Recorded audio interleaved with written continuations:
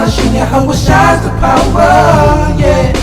You're chilling up in the kingdom, chilling with Yahweh Shai and all the brothers and the sisters, cooling out, having fun, drinking yayan with Yahweh Shai up in the kingdom, yeah.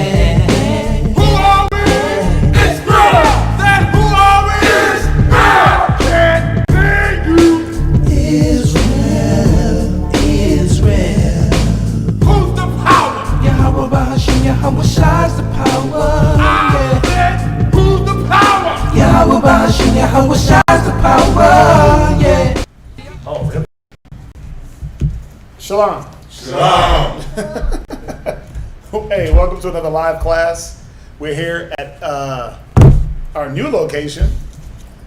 I gotta forgive me, this is my first class back. Our new location, which is 231 FM 1092. Stafford, Texas, 77477. All right, if you're available and you're in the Houston area, feel free to join us every Monday, Wednesday, Friday, and Saturday for class. Okay, Monday, Wednesday, and Friday, Monday and Wednesday 7 to 10, Friday 6 to 8, and then Saturday is 10 a.m. to about 2 p.m. That's a Shabbat morning class. All right, we got some other locations. As y'all know, we got Virginia. They're at 2610 Granby Street, Norfolk, Virginia, 23517. We got San Antonio, 4444 Walsham Road, San Antonio, Texas. And we also have our brothers and sisters out in Rochester. And what you can do if you want the location, you can give us a call. That number is 757-762-3917 for the Rochester location. Okay. Upcoming feasts, right? What do we got? We just did the memorial blowing of the trumpets on Sunday. All right. So now we have the Day of Atonement coming up, right? Y'all ready for that one? Right? That's technically not a feast because we don't eat that day until after. So we'll definitely be fasting that day. All right, that's a 24-hour dry fast, no food, no water. And then I'm sure we'll be doing something afterwards to break the fast together in unity. Okay? We have the Feast of Tabernacles. That's starting on September the 19th. And we're going to try to join up with San Antonio for the last 2 days and actually dwell in booths, in tents. Okay, so if you want the details for that, I sent out a message on the camp text. Everyone should have responded. We got about 20 to 25 people confirmed so far. But if you do decide that you need to show up, that you want to show up for that, you got to get camping equipment, tent, and all the camping equipment that you need to camp. I just know about tents and blankets, right?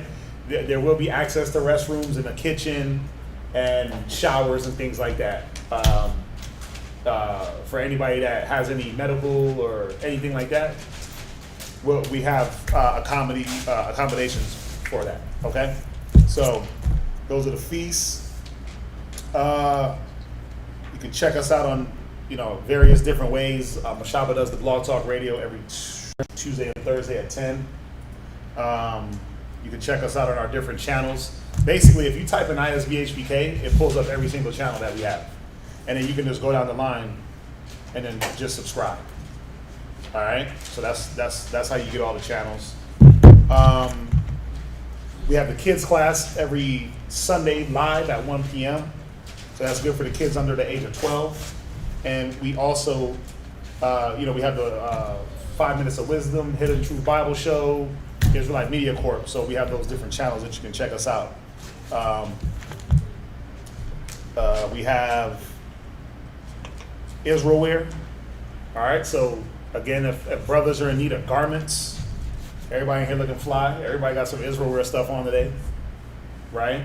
Headbands, garments. So if you're in need of garments and shirts, the sisters got you covered. You can go to Israel wear and then subscribe to the Fringed Up subscription. Okay, and there's different prices for that.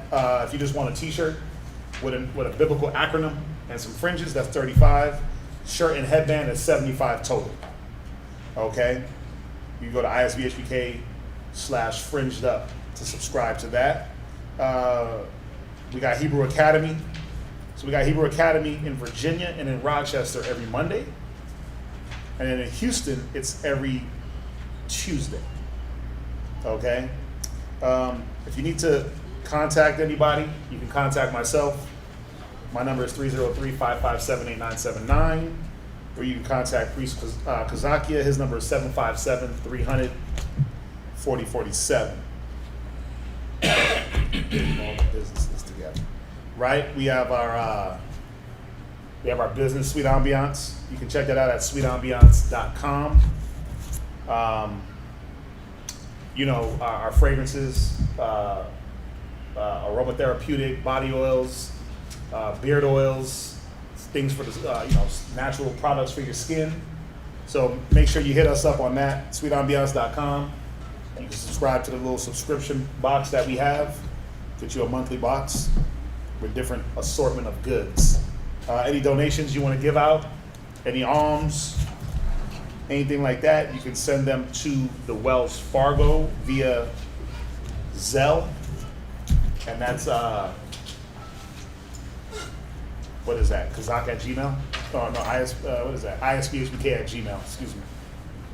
Or 757-300-4047. You can mail whatever you like, if you like, to the school or to any one of these different locations, books, pens. I know we just moved into this new school. Well, it's been, about a month? Right, so we're definitely in need of desks. There's quite a few things that we're in need of that we want to get some money up for. We want to be able to paint. We want to retile, throw some tiles down, get rid of this carpet. We want to be able to paint the podium. We want to be able to get, usually on the back, we have the Our Father prayer and the 10 Commandments. So what we want to do, we actually want to do 3 signs. Our Father, 10 Commandments, and the 12 tribe sign. All right. But I definitely want to get into this one. I see that there's a question on here about what is an officer 5,000. I'm not going to dive into that because that would take a lot of time to explain. There's a lot that goes into officerhood or officership or soldiership. But really, the gist of an officer of 5,000, just as duties, the number behind it, he's a man that is able to lead, counsel, keep accountability for. Because they're asking, what is the rank level? Right? So where do I want to go? If you have to answer this question, where do you go to show the ranks? Right? But where? Kings. Not kings. Come on, man. I'm trying to see this 3 months. I've been gone. I'm trying to see what's up. I'm trying to see whose blade got sharp.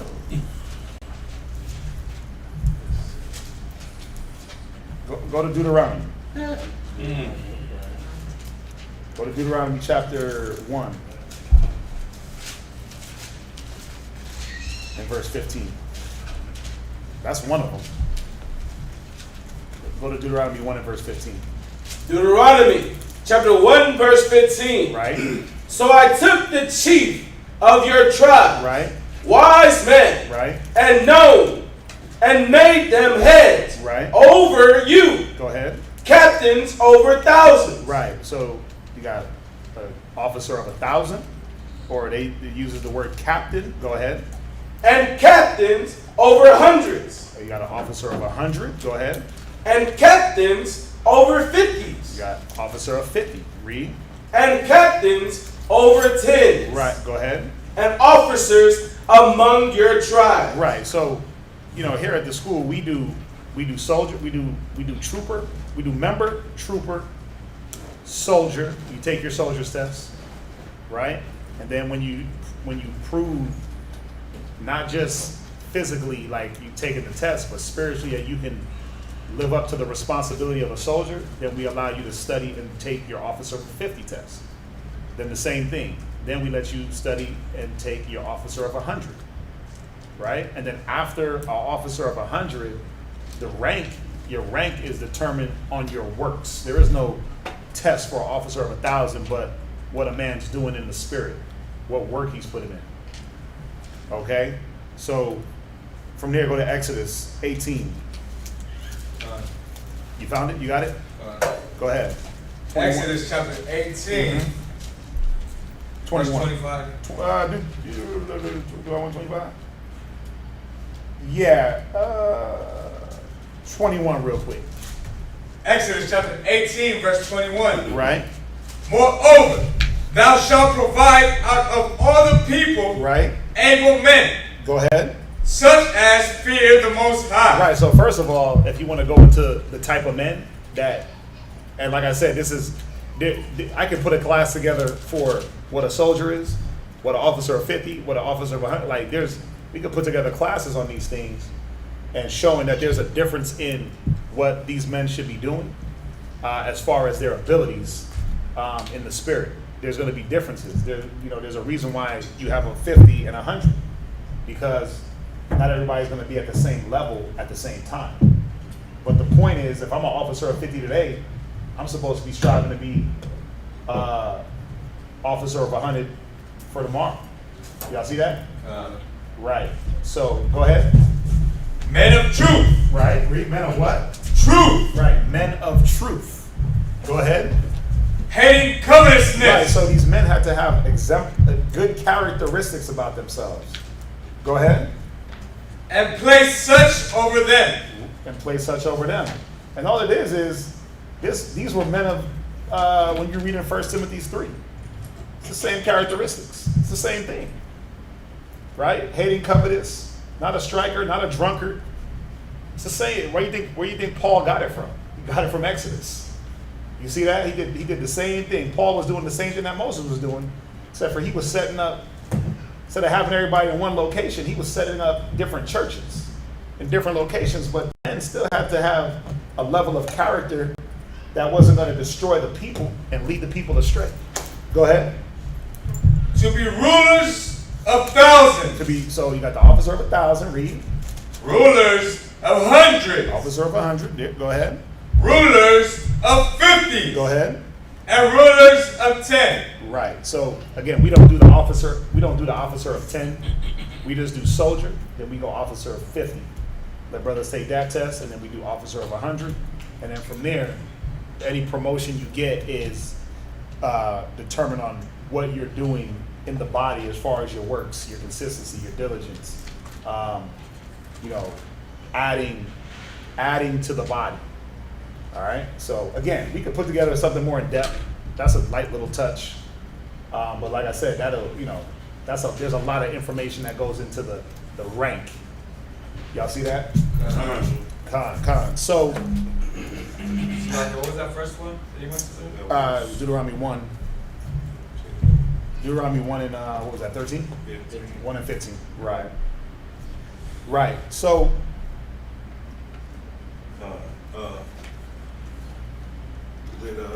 would Aaron be like the first, like one of the first soldiers or officers? no, he was a priest. He was the first high priest. First, okay. Yeah. Remember, Moses is doing that now when he's appointing these men. Oh. Right. Yeah. Where are your 100 men now, though? Real funny. Well, the point is this: do you prep beforehand or do you wait? See, that's the problem with Israel. You like to wait and procrastinate, and then it's like, oh, we got 100 men, but what do we do? Well, if you were grooming men to be able to deal with 100 men or even 50 men, right? So why would we sit around and wait? Like, you put brothers in practice before the time. God. Right? Right. Or do we do what we've been doing for the last thousands of years, just sitting on our asses, waiting. And then when the moment hits you, it's like, oh, I wasn't prepared. Right? What's the scripture I gave you earlier today? In 2 Timothy. Yep. Go there. Go to 2 Timothy's real quick. And that's the problem, Luis Diaz. I know it seems funny, like, yeah, y'all ain't got 100 men, but do we sit back and wait for 100 men to show up before you groom men to be able to deal? It's like, but that's the problem with our people. Like, you don't learn how to manage money until you done blew 15 bank accounts. You don't learn about credit until you already destroyed yours. Right? Wouldn't it have been better if somebody was proactive and gave you the insights on credit before you destroyed and wiped your credit out? Before you ran through 50? Wouldn't it have been good if somebody sat you down and said, hey, son, this is how you be a father. This is how you be a husband. Or do you wait till you destroy children and women, and then you finally get the epiphany, like, oh, wait, hold on, I made mistakes. Wow. See, that's our people's problem. But then you think it's a joke. That's why you won't be ready. It's like when you read in Matthews about the 7 virgins with the oil. Right. Jose Diaz, you're going to be without your oil, baby. You're going to be without that oil, and guess what? When it's time to light the place up, you're going to be the one in the dark. Just like our people are now. So it ain't funny. Read where you at. This is the book of 2 Timothy, chapter 4, verse 2. Right? Preach the word. Go ahead. Be instant. Be what? Instant. No, only preach the word and study when you need to teach. Be instant. The Bible is saying be ready. Go ahead. In season. In season when you don't got 100 men. Read. Out of season. And out of season. Or in season when you have 100 men, and out of season when you don't have 100 men. The Bible is saying be ready, Jose Diaz. So because we don't have 1,000 men, Whoa. does that mean that we don't prepare to have those 1,000 men? It got to start somewhere, right? So do we just, my question is, I mean, since it's so funny, do we just sit around and do nothing? Like the church, like religion taught us? Just clap your hands, have hope, but no works? Is that what we're supposed to do, Jose Diaz? Or we do like the typical black man, black and Hispanic man, just wait until things are destroyed? Because he got the little smiley emoji on there, the laughing emoji. What is it? Luis Diaz. Yeah. Right? Yeah. Luis, what do? Wait. Show me that in the Bible. Go to Judges 5 and 11. But you know, when people make those comments, it just shows that they don't know their Bible. They don't study. You gonna wait for a rib to study to get a rib? To be able to deal with a woman? Is that what you waiting on? Oh, I got me a rib now. I got to get right with the Lord. Come on, man. We got to do better. Judges 5 and 11. Read. The book of Judges, chapter 5, verse 11. They that are delivered from the noise. I called you Jose by accident. I misread that. Luis, my bad, bro. The point still stands. Go ahead. Read it again. They that are delivered from the noise of archers. Go ahead. In the places of drawing water. Read on. There shall they rehearse the righteous acts. No, of the Lord. sit on their butts and do nothing. There they should rehearse the righteous acts. Sit back and wait. Rehearse. Do what? Rehearse. Right, we're supposed to rehearse the righteous acts that we read from our forefathers, Mr. Diaz. It didn't say sit back and wait. You're doing a dress rehearsal, man. God, man. We're doing a dress rehearsal for when Christ comes. We're learning. We're not going to learn order when Christ comes. We're supposed to be learning it now. The ones that are out of order when Christ comes ain't gonna make it. When you read in Ezekiel and he says about the rebels being cast out, those are the ones that couldn't lock into order now and structure now. You don't need 1,000 men or 100 men or 50 men. You don't wait on the number. You prep ahead. But again, our mentality, the mentality of our people, I'm gonna sit around and wait until it comes to me. It's going to just fall in my lap. He said, in the place of the archers and the drawing waters, there they shall rehearse the righteous acts. So even in our slavery and in our captivity, the Bible is telling us that we rehearse the righteous acts. You rehearse it. That way you get it better when it's needed. Absolutely. That's all that is. So,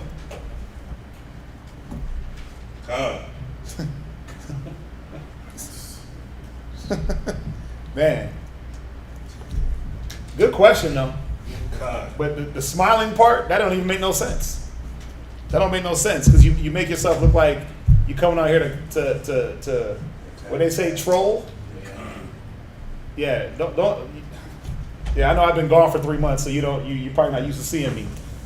But if you're gonna come with respect, bro. All right. Anyhow, let's get into this topic. If there's no more questions, let's get into this topic. Y'all get me fired up on day one. I thought I was gonna come and just have a nice little class. Y'all getting me fired up on day one. Man, I just got back. Right? But let's get into this class, man. And like I said, we could put together more on the ranks and why they're necessary and why they're needed and the purpose. We can definitely put something together for that. You can lock a Rob on that for y'all, or even Shadak, and we can further edify more on that. All right. But let's get into this topic. It's good to be back. It's good to be back. Good to be back. So y'all see the title of the class is Overcoming Addiction. And just one of those topics that just one of those topics, dealing with brothers, dealing with sisters, and you really get to see that some of the things that we're dealing with, some of those strongholds, some of those things that we can't let go of, they are addictions. Now, I want y'all to tell me what are some addictions that we deal with as a people. What you think? Yashikar. As a people? Yeah. What are some of the things we deal with? There's some that are very apparent, and then some that are. Mm-hmm. Me being Issachar and coming from the border, if we're talking about substances off the border, you got cocaine abuse. Right. So drugs. Right. Drugs. Go ahead. What else? So we know we got drugs of all sorts, right? You got the cocaina, right? You got the white lady, the brown lady, right? You got the ganja, right? The Mary Jane. They all got, so brown lady, white lady, and Mary Jane. Why they name them women? Right? What else? What else? 6. Right? You got people that are, they call it nymphomaniac, right? They're addicted to sexual intercourse. What else? Alcoholism. You got alcoholism, people that are addicted, dependent on alcohol. Gambling. You got addictive gambling. What else? Addicted to lying. Habitual liars. Habitual liars, addicted to lying. What else? And with sex, there's other categories. You know that. What else? Stealing. You got people that are kleptomaniacs, right? They got names for all these things. You're a klepto, right? Sticky fingers, 5-finger discount, right? What else? What about pornography? You got people that are addicted to pornography. You got people that are addicted to masturbation, right? You got people that are addicted to power. They're addicted to notoriety. They're addicted to that, like the social media craze. I didn't get enough hearts, fame, right? I didn't get enough hearts on my Instagram posts, so now I gotta go kill myself, right? There's a lot of things that we can be addicted to. This sounds crazy, but I know somebody's addicted to straight drama. Oh yeah, oh come on. You got people that they call them drama queens. I told you it's a name for it, right? You got they're drama queens and kings. You got people that are addicted. They thrive off of contention and drama. They're dependent because that's what an addiction is. It's a dependency on a substance or a thing, and without that, you feel like what? I can't make it. I can't get by. You feel empty. Some people are addicted to pride, being prideful, uppity, high-minded, ego. I'm addicted to my ego. You see that? So there's many different addictions that, and the crazy part about it is, even having the Bible and having the scriptures, a lot of our people are still addicted to a lot of these things, even in the truth, having the truth. They're addicted, and the problem is they don't realize or have a method on how do I break addiction, because that's what it's about. Oh yeah, phone, right? I'm addicted to my phone, social media, right? That's a lot of our younger generation, and some of our older generation. And some of our older generation, you go from Facebook to Instagram to Snap to TikTok to Weibo to this to that. It's like, whoa, wait a minute. You spent 3 hours in the wormhole. Yep. No educational purposes. Yep. Y'all see that? So there's many things that we can be addicted to. But what's the one problem is breaking the addiction. The one problem is having enough in you to break the addiction. So what I want to do is I want to go through these 7 stages of addiction. And then I want to go through how do we get over these things. So let's get right into it. Stage 1. Stage 1. Now, think about it. Does anybody wake up and say, you know what, I'm going to be addicted to crack today? Who wakes up and does that? Like, yeah, you know what? I think I'm gonna be, I think masturbation is the key. Right. I'm gonna addict myself to that. Does anybody wake up saying I'm gonna be addicted today? I just want to be an addict. Shooting up the heroin in the veins. That just seems like it's it. Nobody wakes up doing that, right? Nobody wakes up trying to be addicted to something negative. So, really, and I want y'all to think. What do y'all think stage 1 is? As far as when it comes to being addicted to something, where does it start? Benaiah. Curiosity. Oh, that's a heavy one. He got it. He got it. It's literally, you can write down experimentation and curiosity. Now, think about it. When you listen to a lot of people that went to college, and what would they usually say about their college years? The best time of my life, but what about it? What would they'll say what? Those experimental. Those were my experimental years. Yeah, I dibbled and dabbled into a little marijuana, a little bisexuality, right? Yeah, I kissed a girl, right? That's usually the girl saying that about girls. Yeah, in college I had this one, I had that one thing in college. Yeah, the what? Yeah, it was just a college fluke, right? No, flute. Oh, the right, band camp. Yeah. Talking about American Pie, yeah. But addiction. The first stage of addiction is that no one wants to be addicted. It's the experimentation. It's along with experimentation comes what? Usually, it's peer pressure. Right? Someone is ushering in these negatives into your life because again, nobody woke up like, yo, let me go get crack. I can't tell you even where to go buy crack. So I'd have to go to somebody to ask them where to get crack. And I don't even know where to go get no weed. That's an easy drug to go get these days, right? I don't even know where to go, where the weed man's at. Right? You said what? Next door. Oh, really? They over there chiefing? No, I'm just playing. Oh. But you see my point. In order to get these vices, some people have to seek out.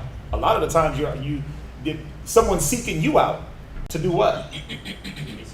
To give it to you. That's right? Man, try that. Y'all remember the movie Friday? Right? He was trying to get Craig high. Now, Craig definitely smoked before that. But he was like, listen, man, you ain't got nothing to do. You ain't got no job. We're going to get you high. And really, that was just a funny take on peer pressure.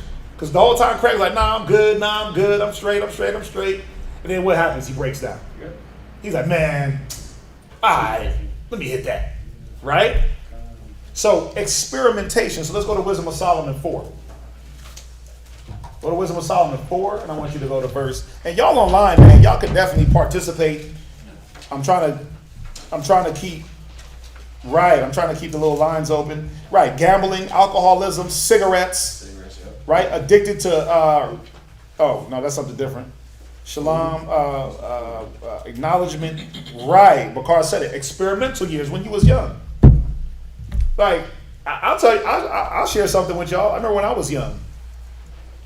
When I was young, my first, and this is gonna sound weird, but masturbation. When I was young, when I was a kid, that was introduced to me by one of my friends. Like pornography. That was introduced to me by one of my friends. 6 years old. You were 6 years old? Wow, I wasn't that young. I was a little bit older, but the point is, somebody older than me brought that into my life. Right. And I dealt with that for my whole teenage years. Like just like most men in the world, when that is introduced into your life, that is one that is hard to break. You could have a woman, you could have a few women. I knew a brother in Colorado. He had women, but listen, what would he do? he would lay with his woman, and then he would pop the porn tape right in. Oh, wow. Yeah, he was a chronic masturbator. We would talk about it. He would masturbate like 8-9 times a day. I'm like, whoa, bro, like, are you serious? And he's like, yeah, I'm like, are you serious? He's like, yeah, 8-9 times, porn CDs everywhere. I remember we were helping him. I was helping him move, and you lift up the washing machine. It's like 3 porn discs under there, porn under the couch seats, just porn everywhere. And I'm like, whoa, this is a problem. You got a woman, you got beautiful women, but then you still rely on this vice. Well, that's how you know it's an addiction, because the woman is supposed to suffice that. Right? But there's a whole different level of that demon that's on you where I gotta suffice myself. You see that? That's how you know it's a demon. Because the thing that was created to suffice that don't even work for you. That's how you know. So, experimentation, man. And that's what we gotta look for in our kids. What are they experimenting with? Who's trying to usher things into their lives to do what they're bewitching of naughtiness. Go ahead. The obscure things that are honest. Yeah, the bewitching. When you're bewitched, the witchcraft, the sleight of hand. Oh, that's not that bad. Go ahead and try that. Man, you know what? I do it. I was listening to something. I was reading an article on Africa Bambaataa, the dude from Zulu Nation that's accused of all that molestation. They were talking about how he would groom young boys, and it would just start with him just touching them, rub their shoulder, complimenting them, right? He would have them over to his house working out, little young kids working out. Now this is alleged in the article, right? Working out, and then he would, compliment them on their physique, and then he would touch them, and then he would, and then the touching got more inappropriate until now he's raping little boys and passing them around as sex slaves. But the bewitching of naughtiness, the trickery of naughtiness, where things are seem innocent. Because isn't that how our children think? Isn't that how you thought when you were young? Like, I don't see nothing wrong with this. It's just a little weed, right? Conception. Right? It's making me feel good. It's just a little drink. I don't see the big deal. But that's the bewitching of naughtiness. You don't see the big deal. And you'll experiment. And then now, if you're not strong enough, go ahead. And the wandering of Concupiscence. Concupiscence. Right. So if you're not strong enough, your vision will be obscured.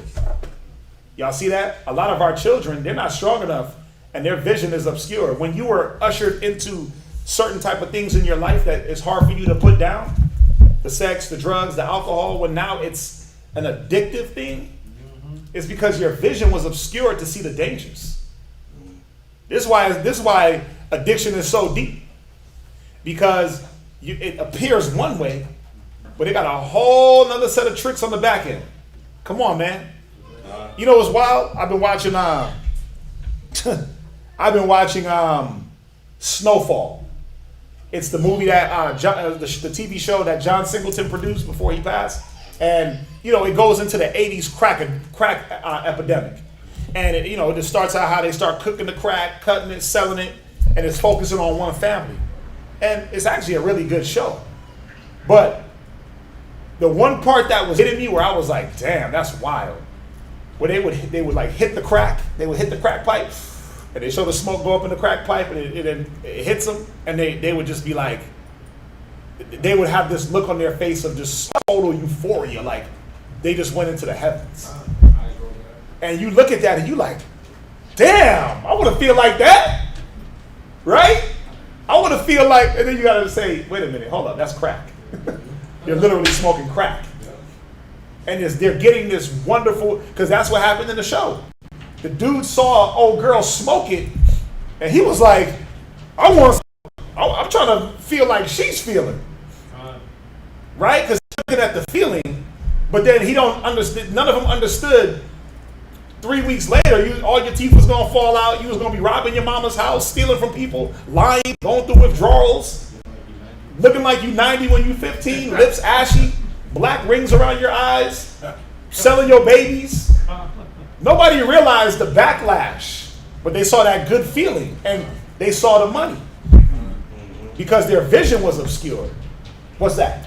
I was going to bring out that you weren't here. You just got back, but my young brother, he's my little brother, but he's 35 years old. He's on crack.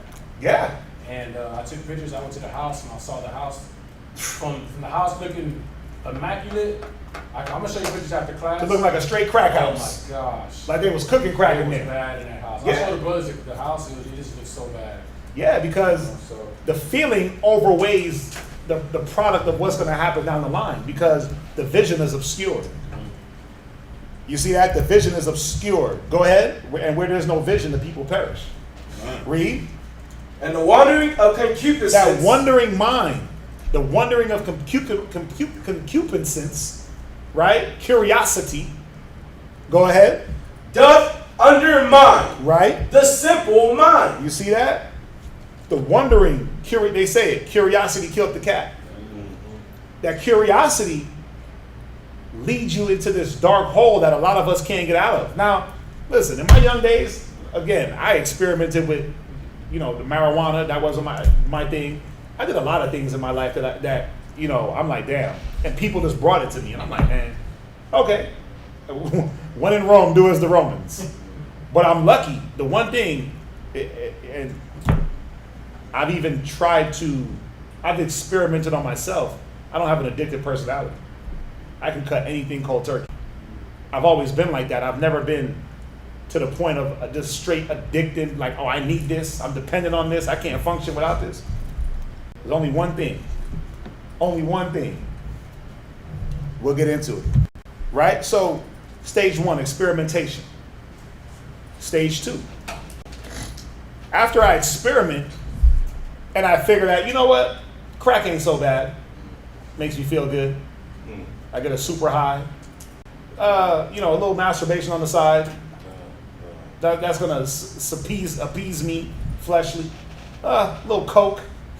Get my brain stimulated, get the body moving. I walk around with my flask in my top pocket. Right? Breath smelling like Jim Beam. Right? You just smell like the plastic bottle of McCormick's. They call them what? Functioning alcoholics. Yeah. I can quit at any time. I can quit at any time, but you can't. Yeah. Because as soon as you put it down, you start shivering. Yeah. You got people that's addicted to caffeine. Yeah. Caffeine addicts. Where I gotta have coffee daily to function. If I don't have this, my lips start getting white. I start to twitch. I start itching. I get emotional. I get upset. I get antsy. You see that? You got food addicts. Sugar.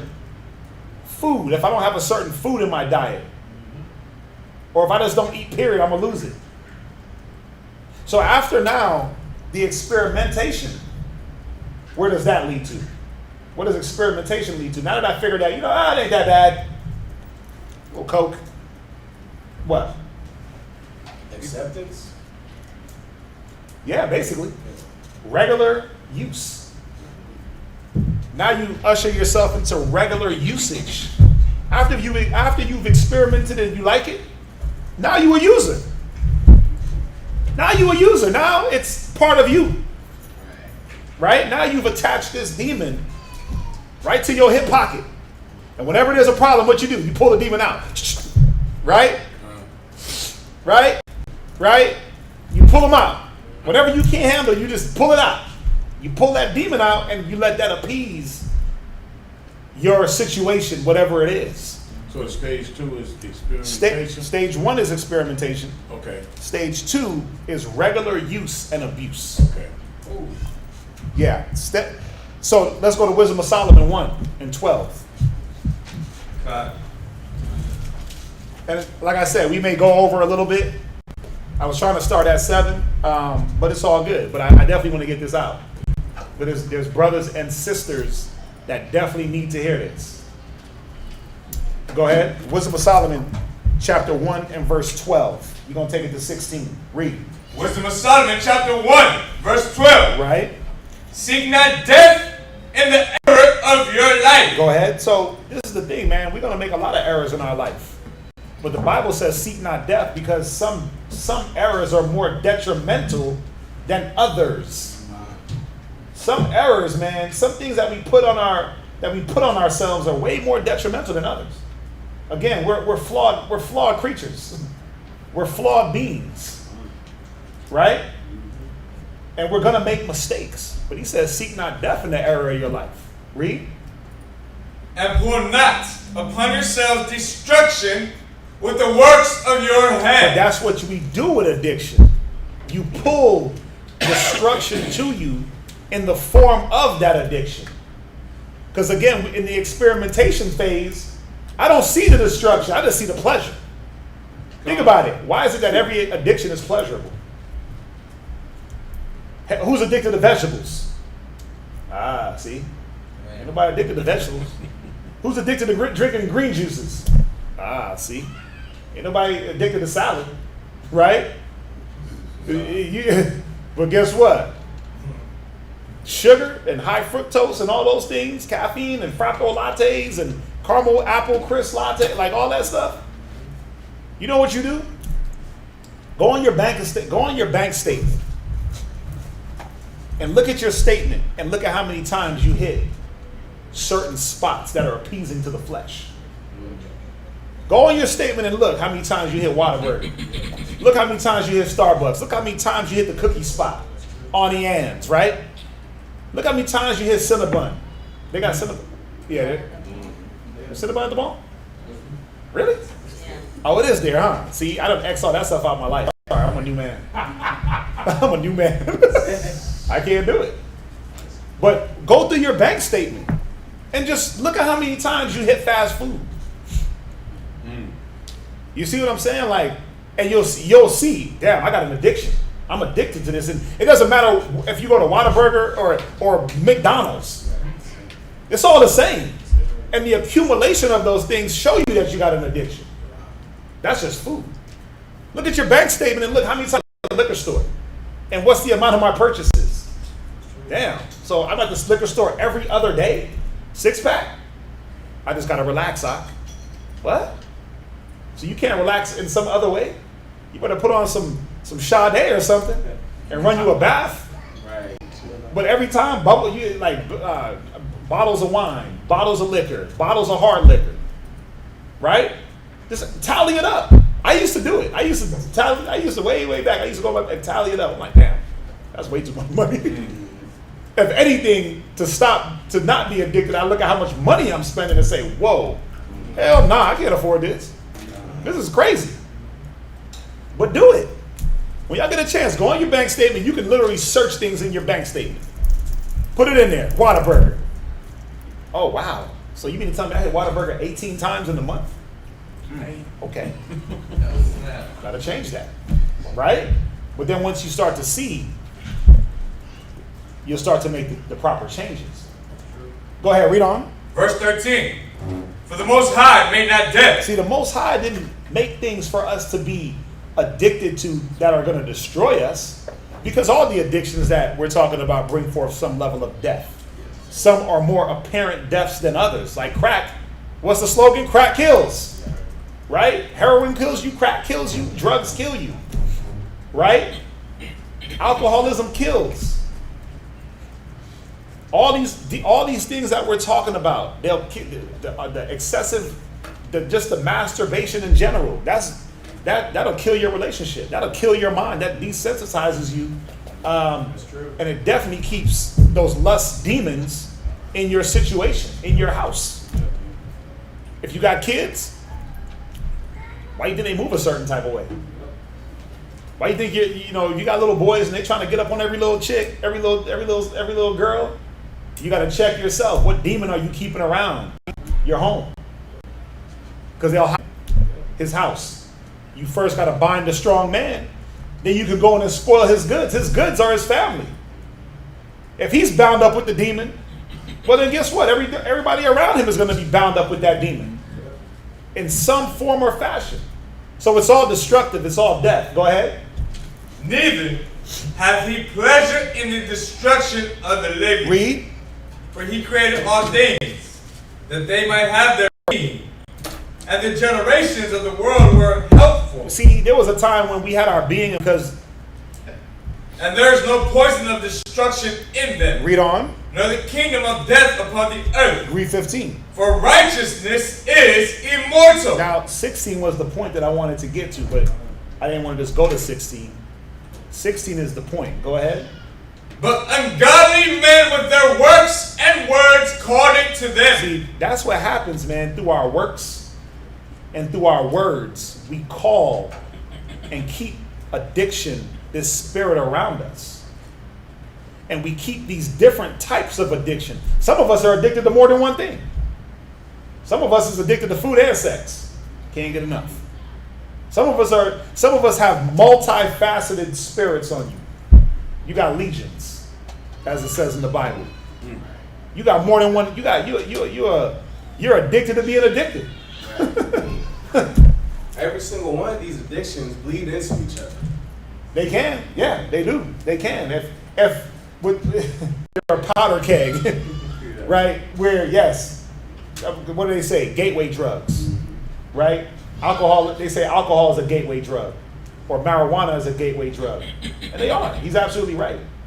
If you don't curb one, it can lead into another appetite, and into another appetite, and next thing you know, you running around just addiction after addiction. You can't function without. And then what is it? Mood swings. I'm up and down. If this spirit in me is not appeased, then I'm angry and upset. If this spirit is not appeased, then I'm not satisfied. You see that? So, go ahead. For when they thought it to have it their friend. See, when you thought the addiction was your friend, after that experimentation, you're like, yeah, that's the homie. Wow. Mary Jane. Man, what you about? I'm about to go kick it with the white lady. Right? The cocaina. Right? You know, it's just me, myself, my phone, and Pornhub. Pornhub is my friend. Ain't that what they teach our children? It's better to masturbate than to go have sex. Right? That's what they tell them. It's better to do that. How about be abstinent? How come they don't teach abstinence? What's that? Because they say, oh, well, kids are going to be kids, so they're going to have sex. They Wear a don't even condom. give the option of being abstinent. Like, they're just like, they can't possibly do it. Yeah, because the bewitching of naughtiness doeth obscure the things that are honest. It's in a child's honest nature to be a child and to not even look into those things. The only time you look into those things is when they're offered. When they're offered. You see that? Go ahead, read. They consume to naught. And that's the problem. You start, after the regular use and abuse, it starts to break you down. It starts to break you down in your conscience. Right?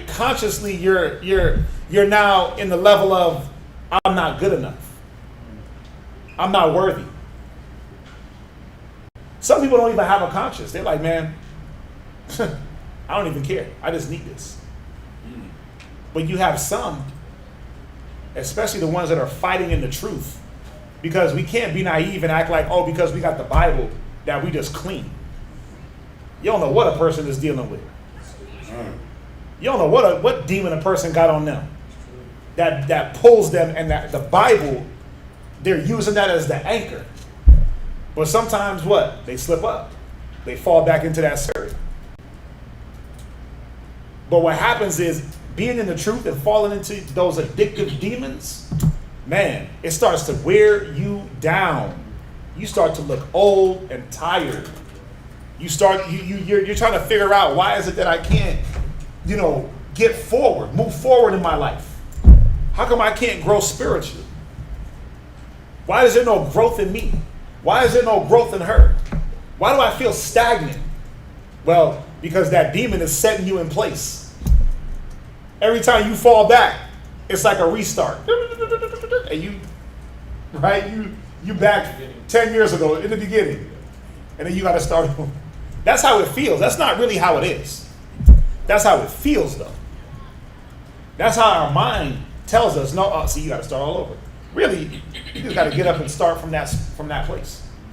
Go ahead. Because they are worthy to take part with it.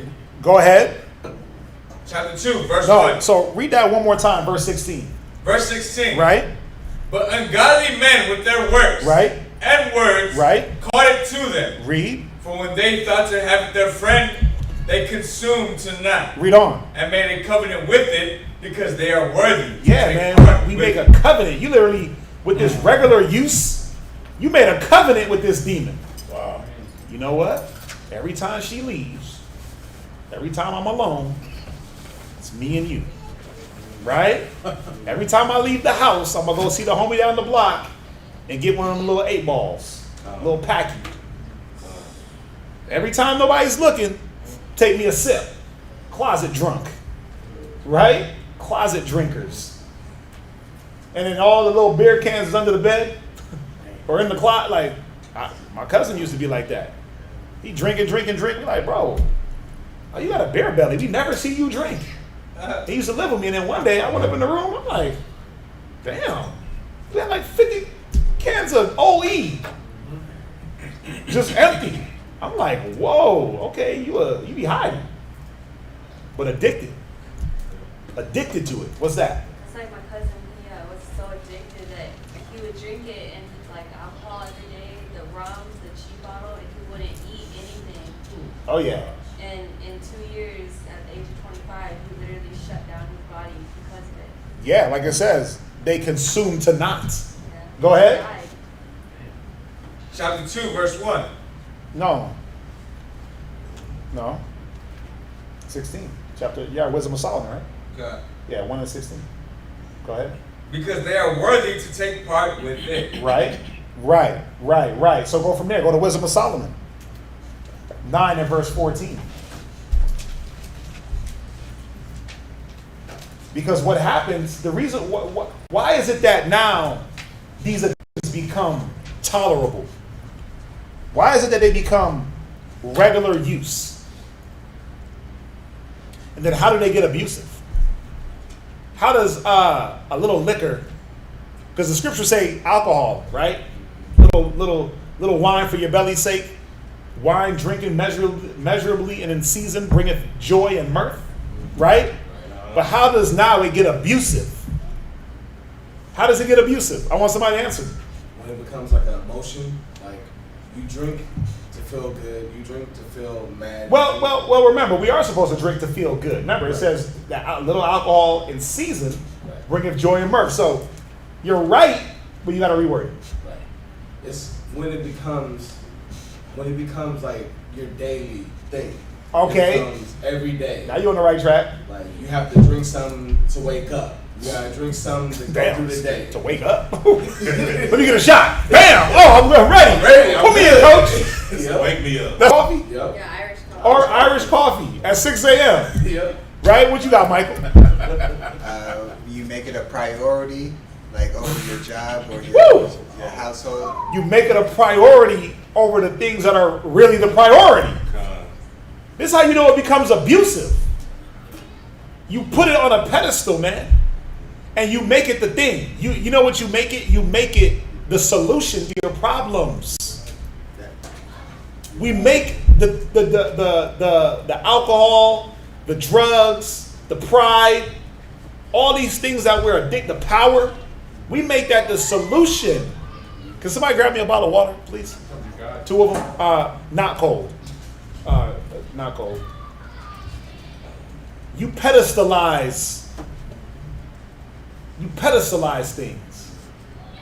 You use it as the solution. Read. Wisdom of Solomon 9 and verse 14. Wisdom of Solomon, chapter 9, verse 14. For the thoughts of mortal men are miserable. Right? So the thoughts of mortal men are miserable. Because they are. Mortal men, we're all mortals, right? But what makes our thoughts not in misery? The wisdom, the knowledge, the understanding. Because I don't have miserable thoughts. Without the Bible, oh yeah, I'm garbage. Without the scriptures, I'm trash. Right? I'm the top, I'm the heap. You know when they heap the trash up? Yeah, I'm that guy. Right? Our thoughts of mortal men are miserable. You know why there's a misery associated to the mortal man's thoughts? Because he has no remedy. Right, it's death. Yeah, there's no remedy. There's no fix in sight. Well, let me reword that. There's no real fix in sight. Because I'm going to just drown my pain in the bottle. Does that fix it? Or does it add more to your pain? Man, I'm in debt. Let me just drink it off. But now you're abusive. You're in debt and abusive. Then your family leaves you. So now you're in debt, alone, and abusive. With liver problems. You had one demon and you added 4 more to you because of your device. Because of now, I'm going to take this device, I'm going to take this thing and make it a regular use. And now I'm going to abuse it. Go ahead. And our devices are but uncertain. For the corruptible body presseth down the soul. Read. And the earthly tabernacle weigheth down the body that museth upon many things. And that's what it is, man. Our mind, like it says, your mind is like 7 watchmen. Your mind wants to go in 7 different ways. You got 50 million thoughts rushing you. How do I do this? How am I going to do this? Day to day, right? Your brain is just exploding with thoughts. But then you're also exploding with remedies for those thoughts. But guess what? 99.99 of those remedies are off. They're the wrong way to go about it. It's the wrong way to fix it. So the misery that's associated with that is catastrophic. It's catastrophic because now I'm going to go at a problem or a situation using this addiction. Right? And what happens with that? Well, we know. I mean, all you got to do is just think about a man that's an alcoholic, addicted to alcohol. What comes along with a man that is addicted to alcohol and has a family? A lot of the times he starts to take out his anger. He abuses the wife, the children. There's many sisters that can attest to having an alcoholic father. You live with your dad? Yeah, he was an alcoholic. Oh, he was one of those guys. Yeah, he would just beat us. Like, what? But I get it. That alcohol is raging. It inflames things. So he would just Papa just beat us. He did drugs or just addicted to that pride, that ego. People start to shun away from him. Y'all see this? Read on. And hardly do we guess aright. And that's the thing, is hardly, barely. How many times you guess it right? Barely. Ask yourself, damn, how many times did I guess right today? Just today. Like, was my decision making dope today? And what did I use to make my decision? Because if I'm addicted to being slothful as hell, then guess what? I don't want to get up and move. If I'm addicted to just being by myself, guess what? I don't want to be around nobody. Class? Oh no, I ain't doing that. I like to be alone. Yeah, I'll watch online. By myself with a bucket of extra crispy and some donuts. right? Because I'm addicted to food, I'm addicted to myself. Y'all see this? Hardly do we guess aright, because you're using the abusive, your addictive nature is now what you're using to fix the problems. Go ahead. A right and things that are upon earth. Right. And with labor. And with what? Labor. The labor is having to go back and fix things. The labor is having to go back and rework things that you messed up with labor, Reed. Do we find the things that are before us? Yeah, man, you got to work super hard. You got to go through mad trials and tribulations. But the answer is right in front of you.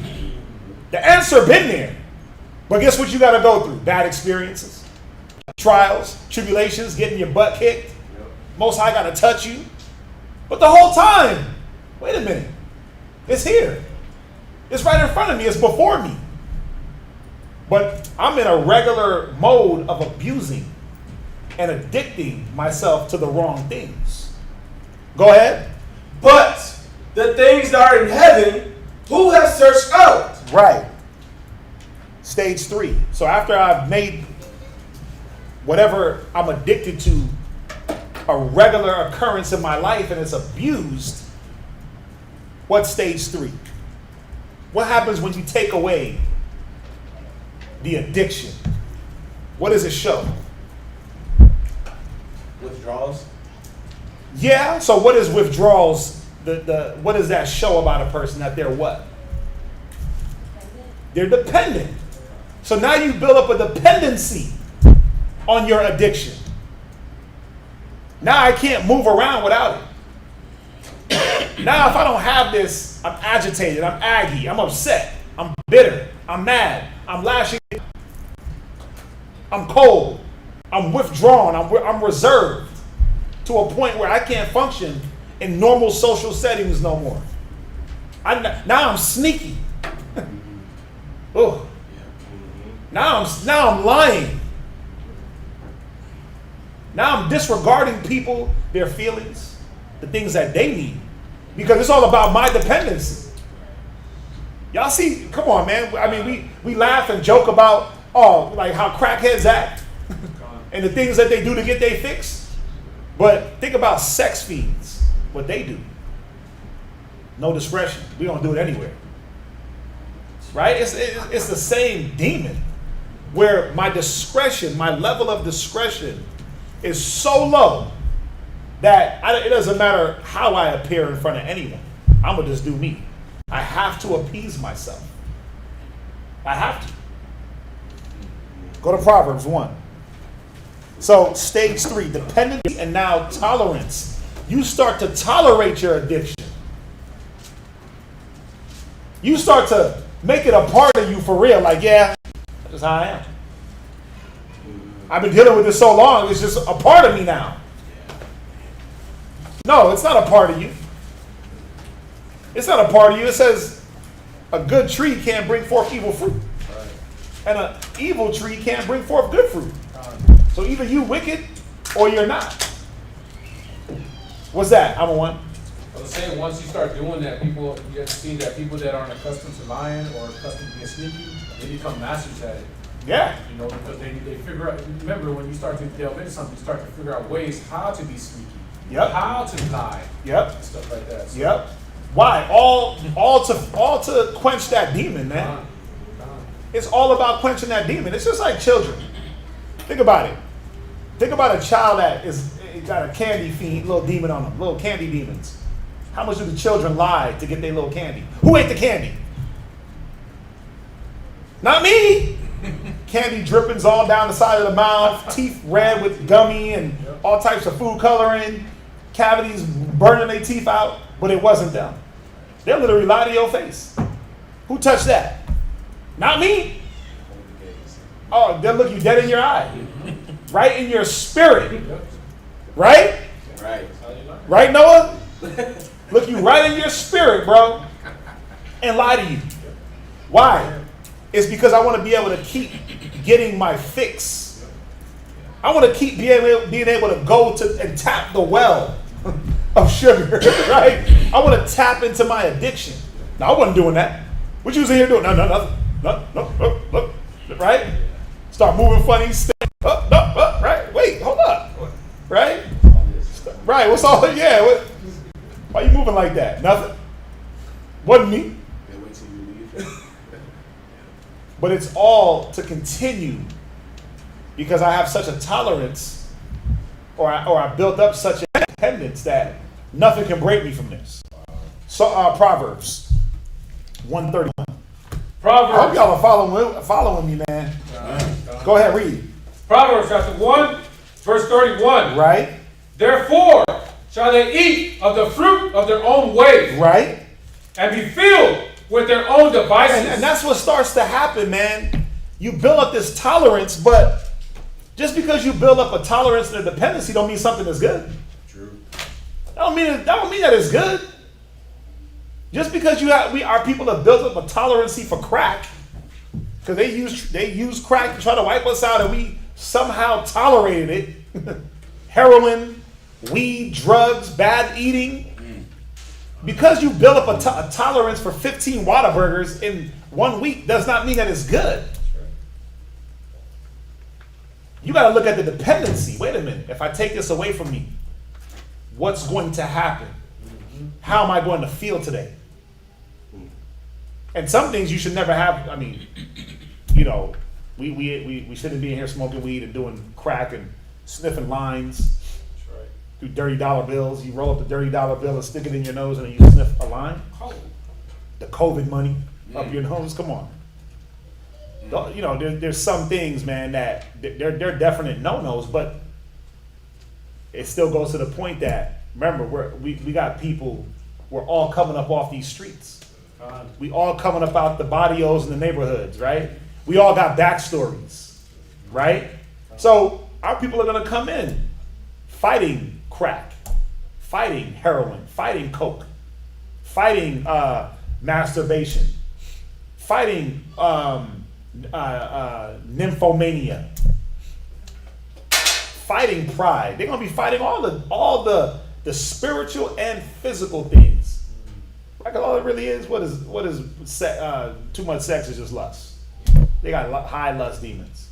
They can't control their lust. Their lasciviousness. They can't be satisfied. Right? That's all it is, just lust. It can all be categorized into these different spirits. Y'all see that? So, dependence and tolerance. Go to Jeremiah 18. Jeremiah 18 and verse 12. See, what we're trying to do is tap into the mind of an addictive person.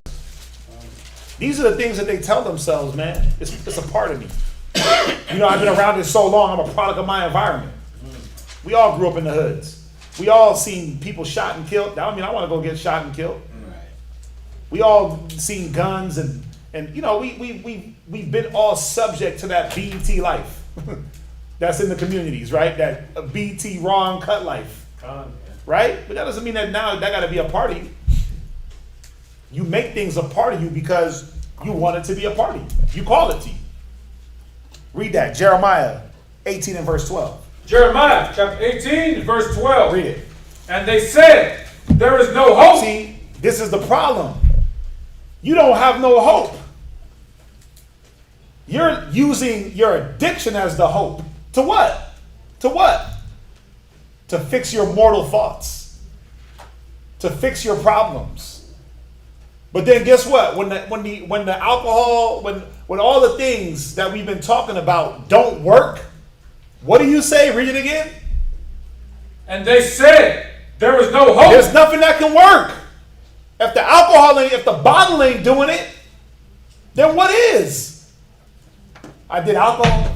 I did weed. I did LSD. I did all these things for years. I was triple teaming myself.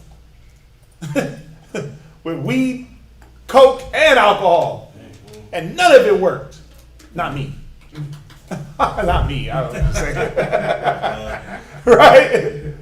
But it didn't work. So what is going to be the fix? Well, let me go to the next carnal thing. And then the next carnal thing. And the next carnal thing. Until what? Again, it all leads back to a level of destruction. Go ahead.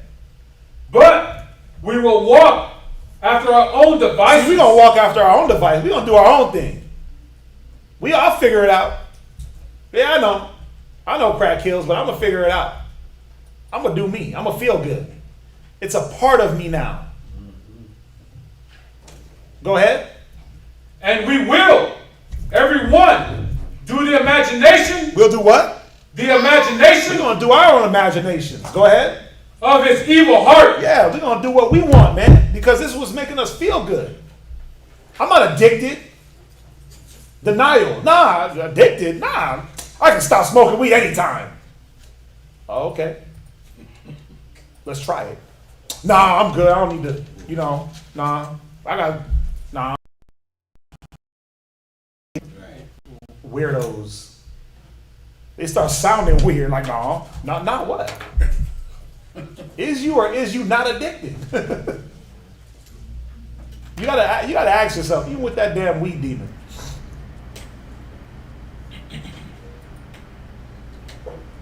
The white man is administering that drug at a high rate. Nobody ever asks, like, yo, what's he putting in it? How all of a sudden this plant is just growing at such a rate that now they can make it a government subsidy. They can pay taxes and pave roads and have so much surplus they don't know what to do with.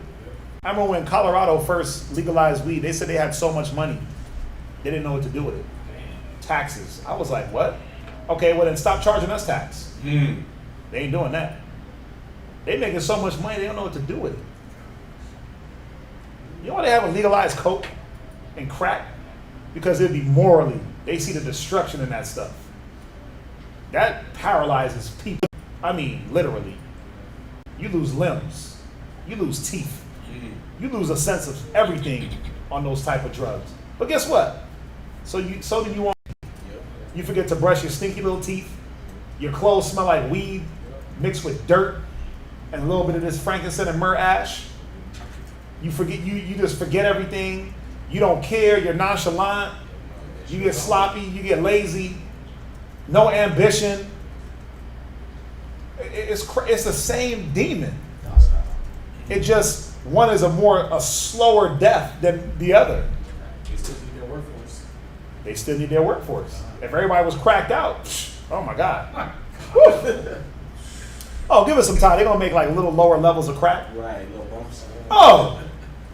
See, y'all don't even get it. They already do it. When they give you all your little pills, your codeine and this dean and that dean, those are lower levels of crack, man. Pharmaceuticals. Yeah. I was just up here. I'm up here capping, seeing if y'all gonna catch on. Why do you think people get addicted to pharmaceuticals? They're addicted to Percocets and Xannies and this and that. Right? Because they're making lower levels of heroin and crack and saying, no, this is good for aches and pains. Go ahead and take that. This will get you right. Right? This will numb the inflammation. And next thing you know, you popping pills and drooling out your mouth and can't move. And it's like, man, what happened to that brother? Oh, Percocet got him. Right. The oxycodine's got him. And you get addicted. You know how many children, how many high school children are addicted to pills accidentally? What do I mean by that? Because they get sports injuries and they get prescribed the painkillers, the oxycodones, the Perkies, right? The Mollies. And all of a sudden now they just addicted. How did you get a damn drug addiction? Well, he had a sports injury and to numb the pain, but now he's dependent. Y'all see that? So some of these addictions happen by accident. Through just straight medical folly, I call it. Right? Go from there. Let's deal with the full-blown addiction. We're there now. We have full-blown addiction. We're at full-blown, you stealing, you lying, you cheating, you killing. We're at, after you done went through your tolerance and your denial stage, right? Now you just full-blown addicted. Stage 4, 6 and 16. Romans chapter 6, verse 16. Read it. Know ye not Read. that to whom ye yield yourselves servants to obey? Because this is what happens with addiction. You're yielding yourself as a servant to what you're addicted to. How do we know? How do we know? Because you cater. You cater to that addiction. How? I got to go work. I got to go rob. I got to go cheat. I got to go steal. I got to go deceive. I got to appear in front of this addiction. I got to go do it.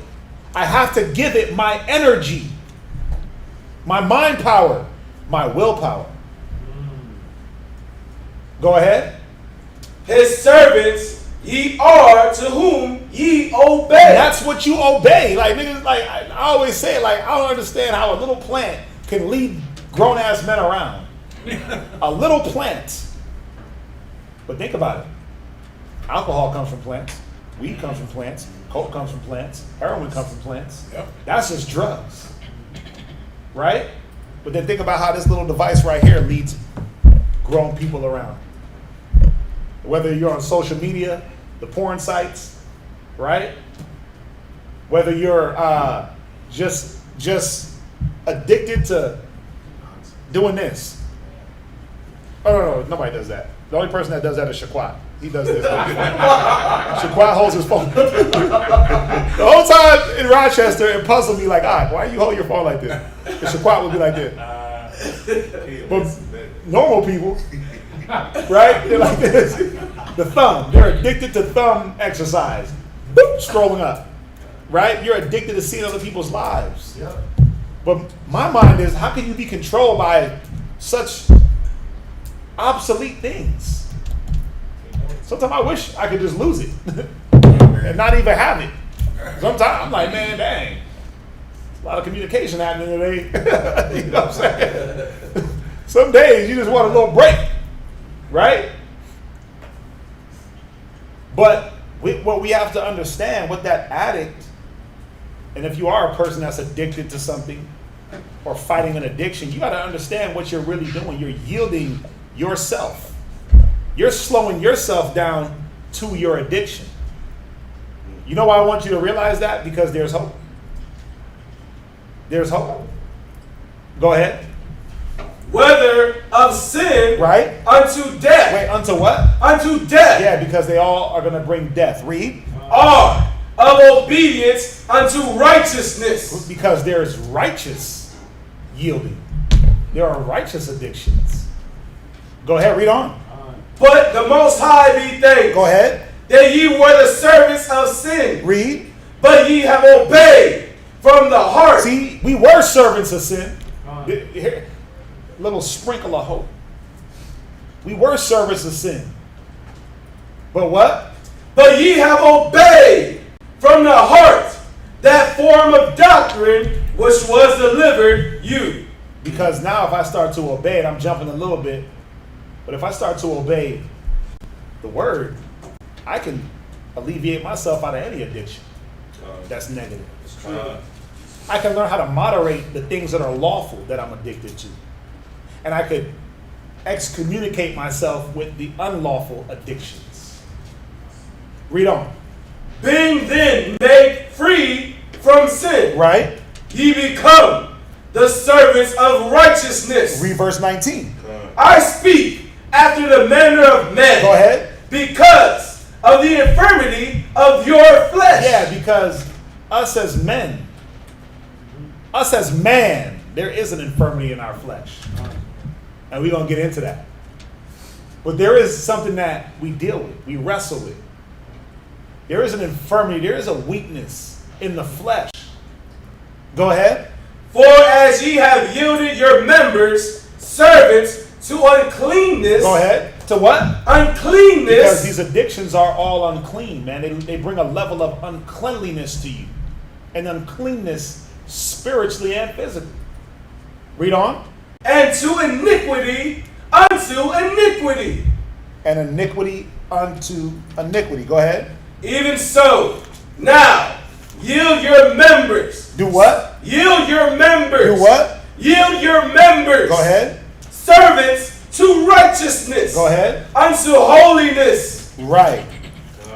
Go ahead. For when ye were the servants of sin, read, ye were free from righteousness. How do we know? Well, the Bible says righteousness is immortal. So, how do you know you were free from righteousness? Because your addiction was killing you. Your addiction was destroying your conscience.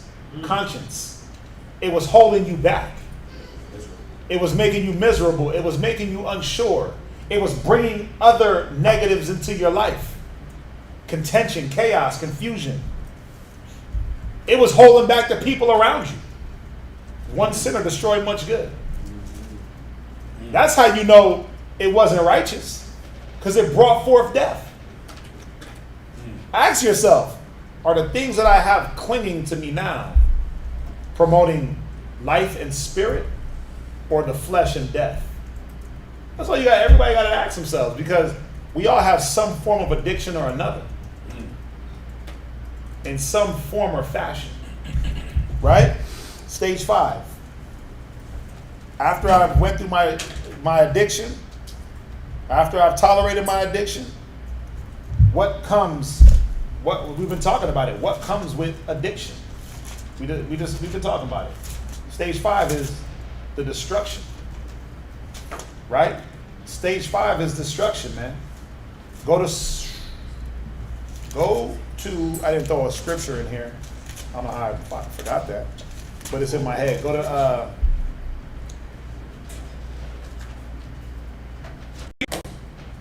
right. Go to, I want you to go to Proverbs.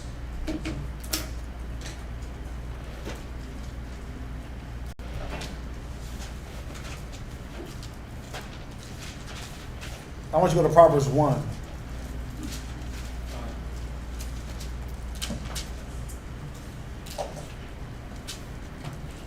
And just start at verse 22.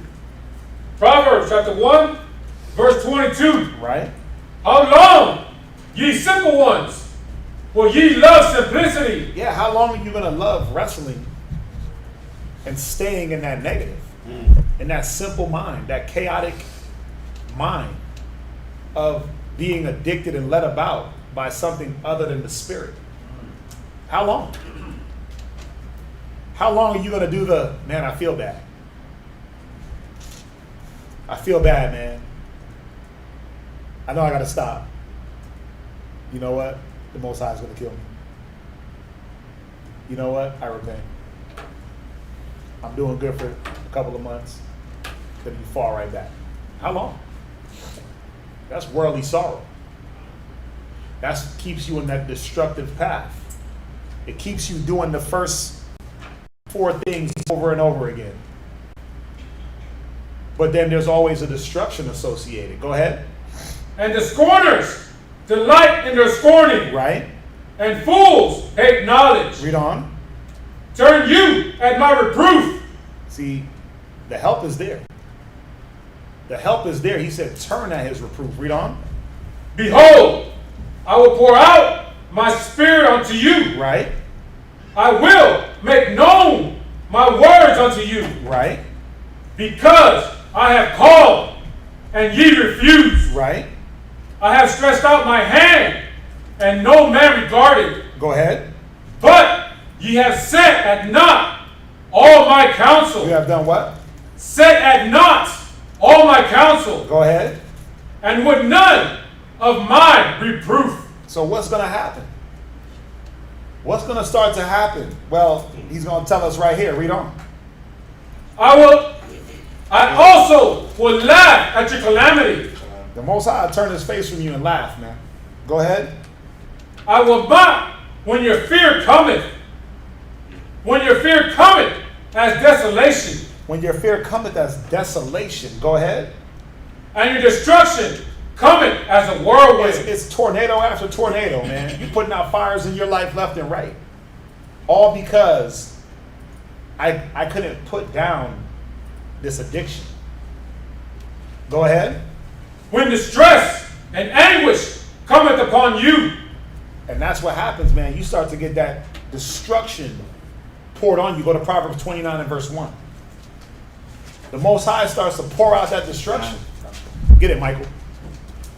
He starts to pour out his wrath because he has to wake you up a different way. It's no longer the drug or the addiction destroying you.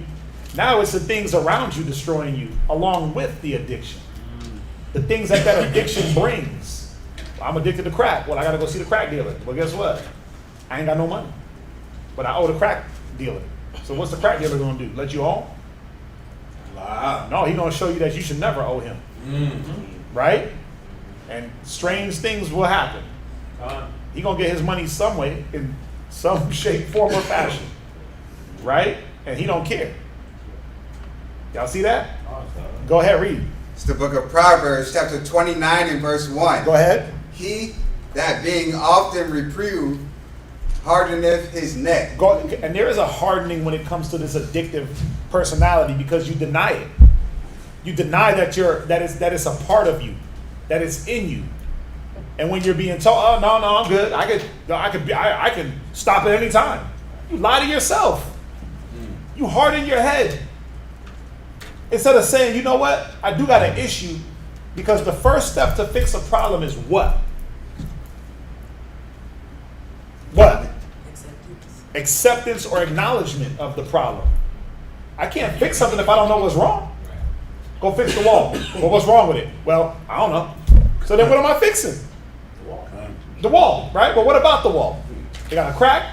It got some paint chip? Is it leaning? What's going on with it? I don't know. Okay, well then there's nothing to fix, right? Or, the wall right there is chip. Go fix it. I don't see the chip. So you don't see that big chip in the paint? No, I don't see that. No, so you don't you don't see that? No, I don't see that. Okay, well I guess we can't fix it if you can't see it. Acknowledgement. But the ones that stiffen their head, go ahead. Shall suddenly be destroyed. Go ahead. And that without remedy. Without remedy, man. There's no fixing. There's no appeasing this destruction. Just think about it. Just think about it. Think about all the things that we can be addicted to, and just think about all the things that come along with it, man. And you start to get destroyed without remedy. Without any fix in sight. And some, they do what? They go right back to their addiction, or they actually start making changes. Let's go to stage 6. So after I done went through this whole whirlwind of destruction and this and that, or using and abusing people, what comes along with addiction? What's the biggest thing? Besides the addiction. After you do your deeds, what happens? And you know you done wrong people, you know you were morally unsound, what do you start to feel within you? Guilt. Remorse. Nope, not yet. Shame or regret. Shame or regret. I start to feel regretful. Shameful, right? And usually it's, a lot of the times, man, people only feel regretful and shame because they got caught. It's like a kid. You catch them doing something and they don't want to say sorry. Why? Because they don't feel sorry. They only mad because they got caught. They like, why are you crying? Not because you did wrong, because I caught you doing wrong. That's how a lot of people operate. They don't give a damn about being sorry or who they hurt. Not people that are addicted to these devices, to these vices. They could care less who they hurt. But they'll give you some little whack regret. But see, we got to sit back and really ask ourselves, if you got this regret in you, sit back and think back on the things that you present yourself in front of, the things you've made your God. And ask yourself, where's the reward?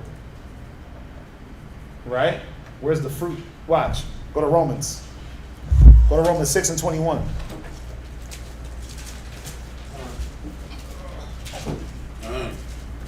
Hold that. Go to Ezekiel 36 and 1 first. Ezekiel 36 and 1. We're still going to go to the Romans 6 and 21, but go to Ezekiel 36 and 31 first. Ezekiel chapter 36, verse 31. Go ahead. Then shall ye remember your own evil ways. Right, because now they start to look back. Man, I messed up. I didn't mean to steal your big screen. I didn't mean to lie. I didn't mean to cheat. I didn't mean to do this. I didn't mean to do this. They look back on their evil ways. Go ahead. And your doings, right, that were not good. Go ahead. And shall loathe yourselves. And shall what? And shall loathe yourselves. Go ahead. In your own sight, for your iniquities and for your abominations. You start to get down on yourself. You start to regret. Regrets and sorrow. But see, the problem with the regrets and sorrow is that it has to be real. It has to be a real sorrow. You got to have real regret to change so you don't keep making those same mistakes. A lot of us don't regret. We ain't got enough regret in us. I got lots of regrets. Whew. I'm a man full of regrets. I just don't let those regrets hold me back. I let them steer me to not make the same mistakes. So I don't keep putting regret on regret on regret. I don't want to live a life of regret, man. But I will use regret as a lesson. Go there. Go from there. Go to Romans 6:21. Romans chapter 6, verse 21. Right. What fruit had ye in those things whereof ye are now ashamed? And that's what we got to ask ourselves, man. Where's the fruits? Where's the fruits of your labor with this addiction?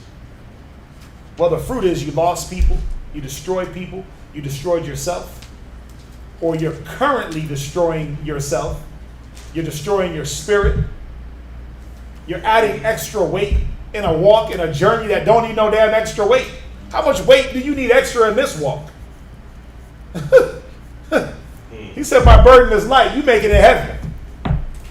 He said, my burden is light. You putting 100-pound weight on the side. Hell nah. I want to keep it light. But you add in weights. And weights. He said, put off the weights and the things that so easily beset us. The sins, right? We can't add these weights to ourselves, man. These burdens. Go ahead. For the end of those things is death. End of what?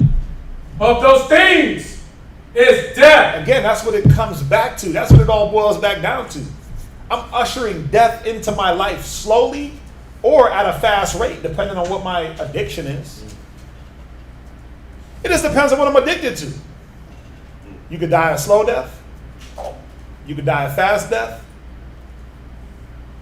And those can be in sin, or you could die in righteousness.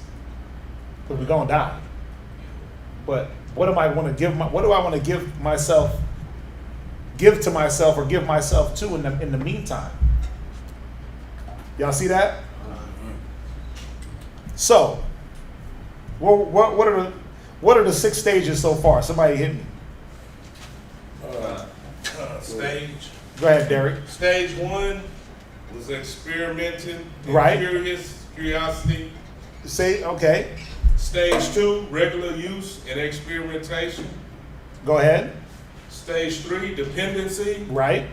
Stage 4, full-blown addiction. Stage 5, destruction.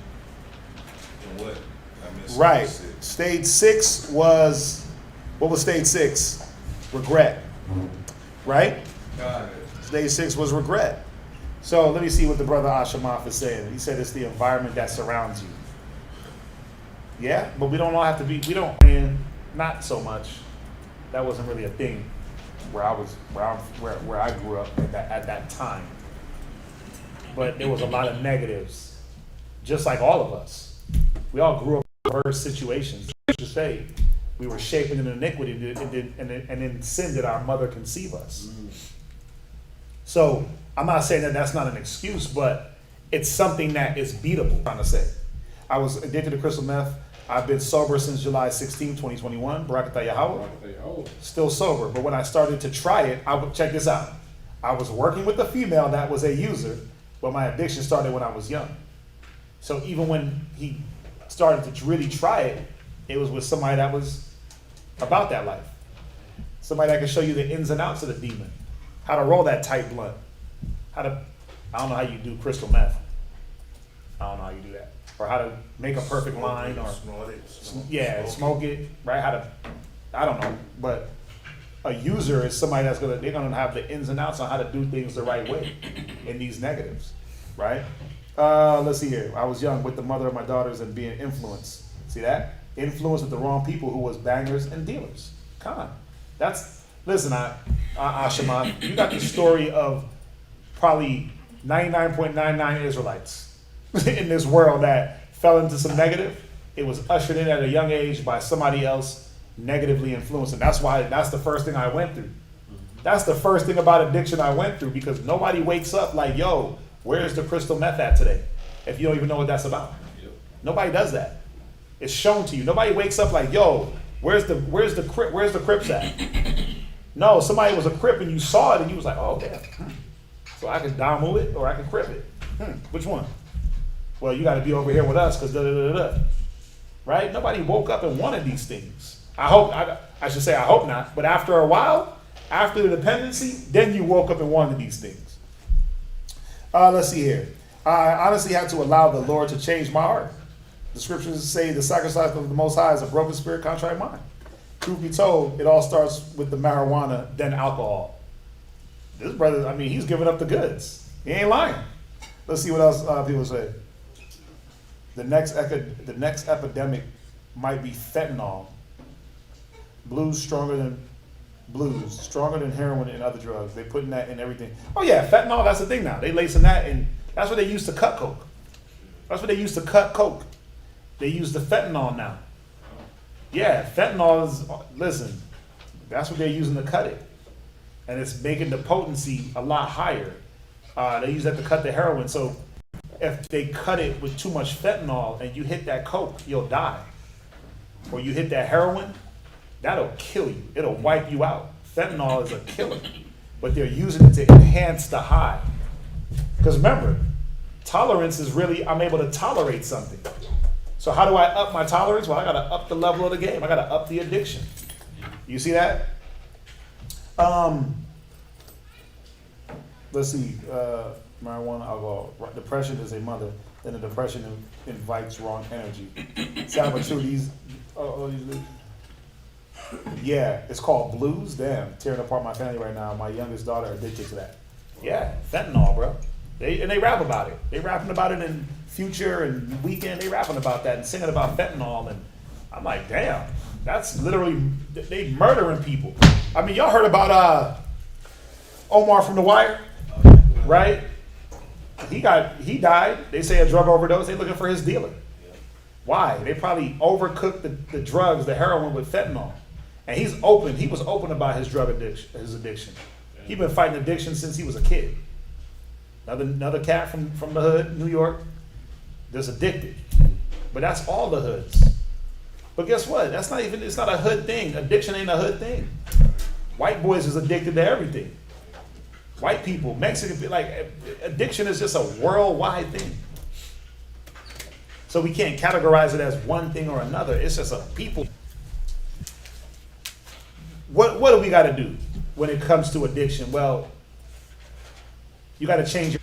What does an addict lack? Paul said it the best. So we talked about earlier, that's going to be there regardless. But you power. Romans 7:18. Romans chapter 7, verse 18. Right? For I know that in me, that is in my flesh. So we got to understand and repurpose the mind that the flesh is weak. And that we can't rely on the flesh to guide us. There has to be a different strength. My willpower has to be grounded in something else. Go ahead. In my flesh dwelleth no good thing. And in the flesh, there's nothing good. No matter how good it feels good, right? But is it really good for you? Because it feels good now, but the results, the fruit of the feel good, a year from now, 2 years from now, 3 years from now, destruction. Go ahead. For to will is present with me. See, the will is always present. That willpower to fight, it's always there. But it got to be tapped into. Just like how you tap into the addiction and you tap into the lust and you make a way for the lust to blossom into sin, you got to tap into that willpower, man. But you got to first understand that you do have the will to fight. But you have to understand your flesh. You got to understand your flesh, that the carnal mind is always going to lead you astray. It's always going to lead you down that path. So I got to fight with different tools. I got to fight the flesh. I have to literally, I got to fight. I literally got to run and fight and scratch and claw. True. So, tooth and nail, man. But a lot of addicts, they never fought before. They didn't have to. You know why? Because their addiction wasn't even a fight. When something is brought to you on a silver platter and it looks great, and nobody shows you the back end results, you already lost. So an addict is not used to fighting. They ain't never had to fight their addiction. But now they got to be put in the arena. I got to fight. I got to literally fight. I got to really hold myself. Paul is going to talk about it here. Go ahead. But how to perform that which is good, I find not. And that's the issue. How do I fight, Quadazat? Well, how do I do it? Ow! You talking all this crap. You're putting my demons on blast. Right? Putting the spirits on blast. Because I'm not blasting nobody. Because this is not one of those classes. This is like, listen, if we don't wake the hell up, there's some amongst us that's going to fall real hard, man. So this ain't one of them. I hope y'all not taking my tone as, see, he's just going into us. I'm trying to help. And not just band-aid things over, right? My spiritual sword is a band-aid. But literally, let's heal these things, man. Let's figure it out. Read that one more time. For I know that in me, that is in my flesh, right, dwelleth no good thing. Go ahead. For to will is present with me. See, the will is there. Go ahead. But how to perform that which is good, I find not. But I don't know how to perform the good that is already in me. Because where good is, them demons is sitting right here. That's true. Ready to do what? Cause chaos. Right? Good, evil. I know how to tap into the evil. I know how to dive into him. I know how to conversate with him. It's easy with him. He just tells me what to do. And I'm just like, you know what? You're right. Him over here, he's telling me what to do, but it don't sound fun. He wants to have fun. Steal the keys. Let's drive the Corvette. Push it to 100. Get it to 120. Nah, man, I got demons sitting right here. You can't get in yet. I don't want to sit right there. I got demons on both sides. That's the good demon. That's the righteous, right? But we know how to tap in to one side only. We're just so used to it. Why? Because it wasn't really a fight. You were deceived into thinking that you had control. So now you got to regain control and repurpose your mind and your mentality and say, wait a minute, there is a good will. There is a better way. I got to find it. Go ahead.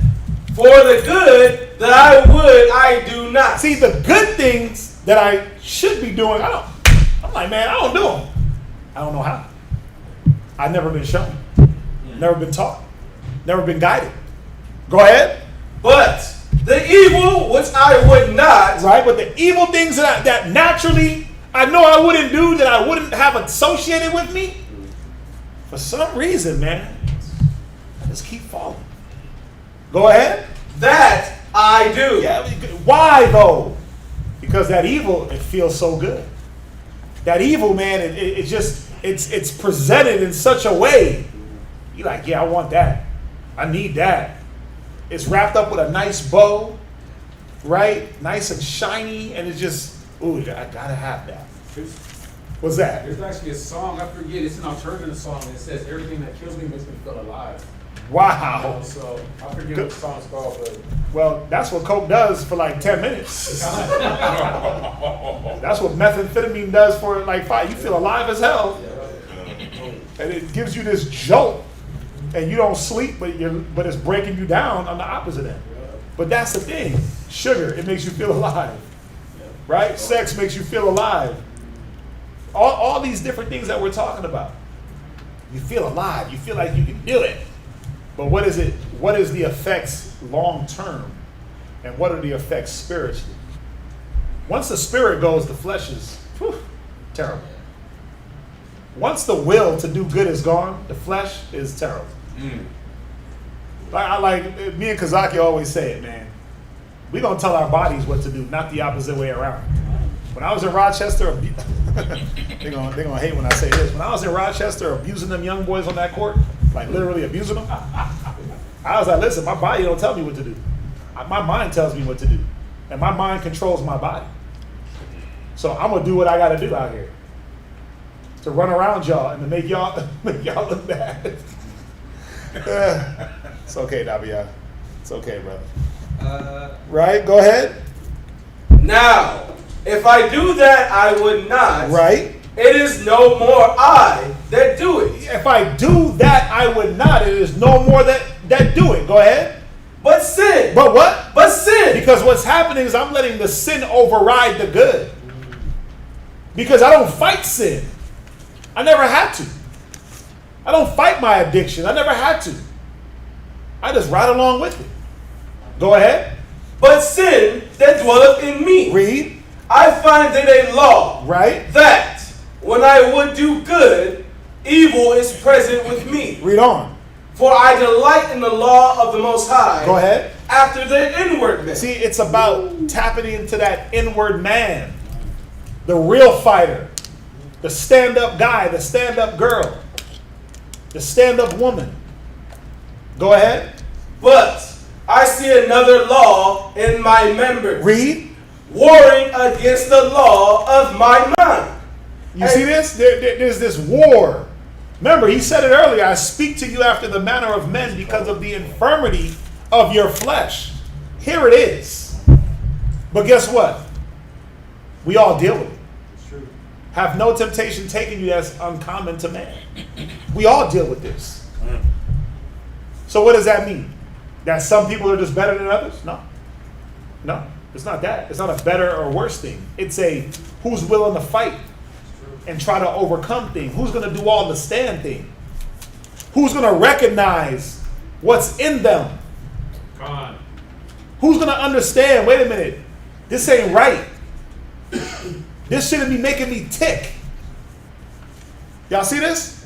Go ahead. And bringing me into captivity to the law of sin. Yeah, see that? We shouldn't be brought into the captivity of sin. There's always going to be a war. But wars are made to be won. Wars are made to be won. So you got to get off of that. Well, just weak. Well, we got to develop a willpower. We got to develop the will in you. We got to develop the strength in you. Go ahead. Which is in my members. Go to James 4 and 7. Go to James chapter 4 and verse 7. Book of James, chapter 4, verse 7. Go ahead. Submit yourselves, therefore, to the Most High. Right. Instead of submitting yourself to that vice or that addiction, we gotta change who I submit to. Because the vice and the addiction is the flesh, the Most High is the spirit. So I got to be changed into a spiritual being. I got to be shown how the spirit works. I got to recognize spiritual things. So I got to be around the spirit. I got to be around these things. I got to be around spiritual men and women that are fighting. If I'm dealing with these different addictions, that means I got to separate myself, right? But I got to be around the spirit. I got to submit to the Most High. I got to stop being stiff, stop going through the 5 phases all the way to 6 and then restart it.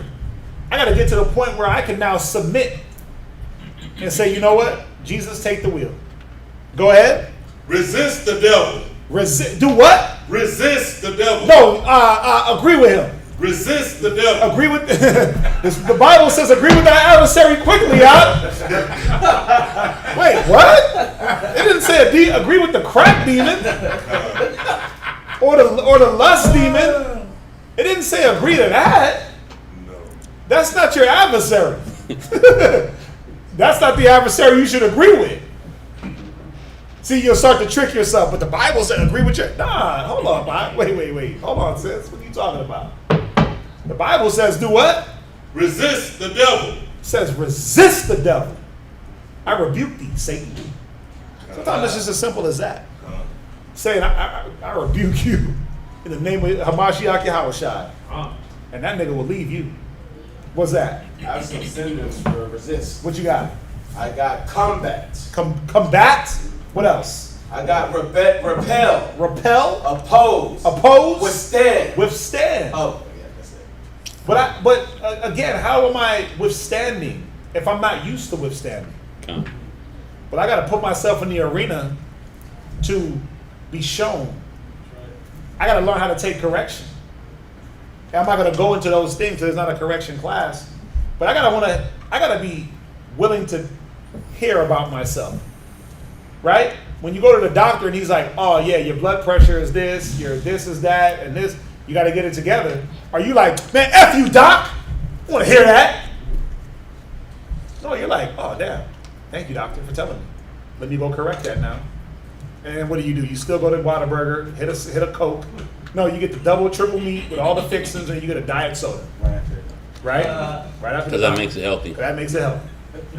Right? But you don't smack the doctor across the face when he diagnoses you and then brings the results.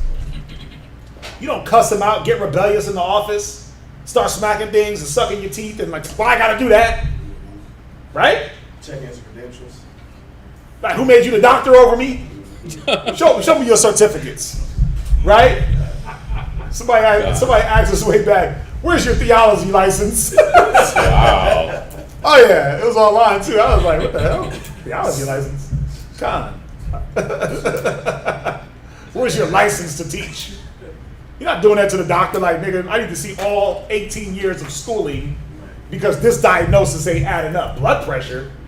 Well, you know damn well you got hypertension. You know damn well what's going on with you. You can feel it.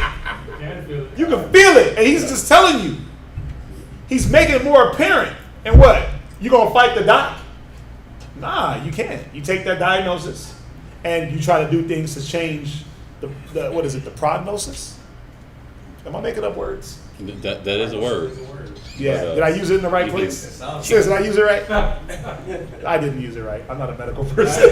She's looking at me like, just stop. Right? You gotta freshen up on your house. Yeah, I gotta watch more House. I haven't watched House in a minute, so my medical terminology is a little slacking. I've been on that Snowfall, so my crack terms is up there. Yeah, I'm on point with the coke. You know what I'm saying? I'm watching too much of that. Right? Go ahead, read on. Okay. Resist the devil, right? And he will flee from you. Wait, he'll do what? He will flee from you. Yeah, all you got to do is put up a little bit of resistance. A little bit of resistance goes a long way. A little bit of, nah, I don't need that. That's wrong. A little bit of, damn, no, how would the Most High feel? A little bit of, no, how's my family feel? A little bit of, you know what? Let me just turn the phone off. A little bit of, you know what? Let me go, man. I know this demon is hitting me. And the Pornhub is like literally, I don't even have to like type in the P-O-R. I put the P and it just pops up. Bloop, right there. Well, damn, you know what? Let me send a text message. Hey, Shalom, I got spirits on me. Somebody go to the group chat. Hey, somebody call me real quick. Somebody's going to call you. Hey, what's going on? Man, you know, just dealing with, oh, okay. And then you occupy the mind with the spirit. Go ahead. Draw nigh unto the Most High. You want to know how you do it? You got to draw yourself to the Most High. The Most High ain't going to appear in your bedroom. Brother, stop it. My son, stop it. Don't do that. Right? The Most High is not doing that. Yahweh Shai is not going to hop off his glorious throne to counsel anyone. Right? It's not happening. You have to draw nigh. You have to come up. You got to pull up. Right? Don't pull up to the dealer. Pull up to this Bible. Pull up to a brother. That's going to give you wisdom. Don't pull up to your addiction. I know I got lust spirits on me, so I'm going to just drive down this and that to the school. Oh, we ain't on it. Damn, we moved. Right? Well, that's even worse. That's even worse because you take the long way. You can still take this and that here, right? Right down to Fondren. You can make a way to. See, I already know the way. You can take this and that to Fondren and Fondren to 90. See, that's terrible. But that's only because I know Houston. Okay, so that's because I know Houston. I just know. Gun. Right? Not because I want to drive down Bissonnette. I heard there's not even no holes on Bissonnette no more. They cracked down. Heard they stopped doing that down there. Yeah. They're going to find somewhere else. But the point is, you know you got that spirit on you. Don't drive that way. Talking about, I just got to get a little peek. A little look-see. Let me see. It's for educational purposes. Nah, bruh. It's not. It's a research. Flee it. Resist it. Go ahead. And he will draw nigh to you. Again, I said I'm going to go a little bit over. And not that much, but I definitely got to get this end part out. Go ahead. Cleanse your hands, ye sinners. Do what? Cleanse your hands. I got to clean my hands. I got to wash my hands of this demon.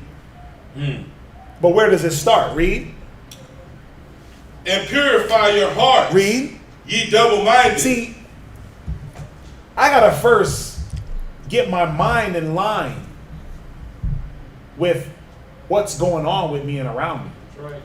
And once I get my mind in tune with, like the brother said it, environment. Well, what's in my environment? I can't try to get off of cigarettes if people in my house is smoking. Doesn't make sense. So whenever I want a cigarette, I can just go to mom's room. Hey, can I get one? You got a Newport? Oh yeah, son, here. And she just she's not gonna help you fight your demon or fight your addiction. Ain't no crack dealer trying to help a crackhead get clean. No way. Oh. What? Cut his money? Hell no. He trying to get you and everybody hooked. God. Pornhub ain't trying to get people off of watching porn. So they're gonna put out more websites and more accessibility. For some reason, your Wi-Fi just goes super fast on them sites. Different it's like you got a whole different data package when you on them sites. Like, damn. I'm trying to pull up the Bible app and it's just spinning. But I go on there and all of a sudden I got 4K. Right. Because the devil is a lie. That's why. The devil will make a way for you. Mm-hmm. You can't make the way for the devil, man. And for that spirit. But you got to first have it here. He said, cleanse your minds, you double-minded. So my mind can't be double according to what I'm dealing with. 1 minute I'm addicted, the next 1 minute I got a problem, the next minute, no, I'm good, I ain't got no problem. Y'all tripping? I don't know. It ain't a problem to me. See, I can function. A functioning alcoholic is still an alcoholic. At the end of the day. He just knows how to not get himself to the level of just straight failure. Right? And appear to function. But is he really functioning? No. He's autopiloting. You see that? They autopilot through life. So, you're going to write this. You're going to write it down. Right? Addiction starts in the mind. And really what it is we got to stop giving our demons power over us. We do it with affirmation. Anybody know what positive affirmation is? What is positive affirmation? Benaiah. Something good that you tell yourself every day, so that way. Right, that way it comes to fruition, right? Positive thought, but it's positive, but it's really the words you speak, the affirmations you're saying it. I am money. I'm gonna have money. I'm going to be rich. They teach you that in like wealth training, and they tell you about positive. You wake up and you say, I'm gonna be rich today. I'm gonna have money today. And somehow money just pops into your hand. Right? But ain't that real? Ain't that real? Don't we, every time we pray, every time we read this Bible, is that not positive affirmation? And what do we say? We're gonna be saved. We're gonna be blessed. You are God's, right? You can be spiritual, right? Ain't that what we do? We give ourselves, if you do it, if you get in here daily, you're giving yourself positive affirmations daily. But that's the point. You got to give yourself the positive affirmations. You got to tell yourself, I can beat it. You got to tell yourself, I'm strong. You got to tell yourself, the Most High is with me. You got to tell yourself, even though we know we ain't crap, I ain't crap.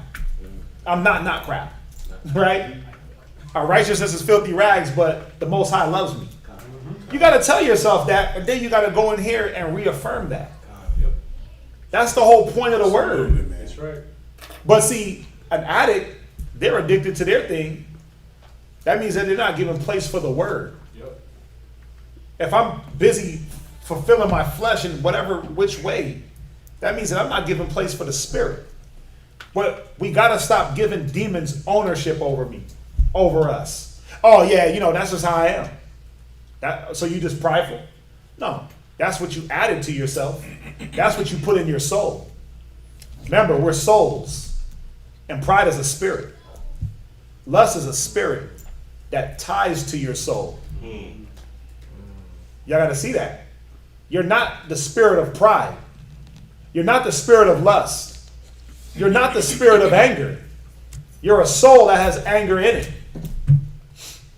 You're a soul that has lust attached to it. So you got to start telling yourself positive things. I'm not a product of my environment. I don't got to be a hood nigga. I don't got to be some trash chick. I'm not these things. The hood ain't going to make me. I always told myself that. Like, I grew up in the hood, but the hood ain't going to define me. I got hood tendencies. Right? We all do. Right? But the hood don't define me. Or where I'm from don't define me. I like people to, man, where you from? I like people to ask me because they don't know. No accent, no tone of voice, no the way I carry none of that defines who I am. So I want you to ask me who I am. Where are you from? Where'd you grow up at? And when I start reeling it down, they're like, oh, damn, that's why we couldn't guess. You're not attached to one thing or one idea because none of that define. Growing up in New York don't define me. Growing up in Jamaica didn't define me. Growing up in Colorado didn't define me. Being in Texas don't define me. Going to Rochester for 3 months that don't define who I am. It didn't make who I am. The word makes and defines me. How much I hold to the word. You see that? So I can't let the negatives that we know are in us define us. I got to give myself positive affirmations. I got to get clean daily and stay in here and say, you know what? The negative that's in me, the good that I would, that I do not, that ain't me. I know the flesh is dirty, but I do have the will to do good. That's what I got to tell myself. Y'all see this? Right. So stop saying, man, I've just been dealing with it for so long. I don't know how. Stop saying that because then you'll never get better. You'll never beat the demon. You give it strength every time. I don't know how comes into your vocabulary. Or he's a part of me. That nigga gets strong. That demon is like lifting weights in you. Every time. See? I'm a part of you. See? I'm a part of you. That dude's chest getting big. And that old man is just getting tough. And you, the new man, is just shrinking down the whole time. The spirit in you is just shrinking down the whole time. And that flesh is getting buff. So, Proverbs 23:7. Tissue. Proverbs 23 and verse 7. I just want the first part of it. We go here a lot. 23:7. Read. Proverbs chapter 23, verse 7. Right? For as he thinketh in his heart, so is he. Yeah. The way I think about myself, that's how I'm going to be. I'm lazy. So guess what? I'll be lazy. Like whoever said, man, I don't feel like doing nothing today and then got up and did something. Me? Because when I tell myself, man, I don't feel like doing nothing today, guess what? If I don't get up and just go, y'all ain't seeing me. Y'all ain't seeing me that day. Right? What happened to Quadazop? He didn't feel like doing nothing. What I'm saying is, the will in us is the will in us to do good is there. The flesh is like, nah, nigga, look, sleep in all the way. Sleep all the way in. Blame it on your kids. Blame it on your, right? Blame it on others. Blame it on people. Sleep in. You're tired. You're sick. You're this. Your body hurts. Right? All that. Or just get up and get moving. That's right. Get up and get moving. It's like sometimes you can't even think about it. You just gotta go. You just gotta go get it. It's like second alarmers. Like people that use 2 alarms in the morning, they kill me.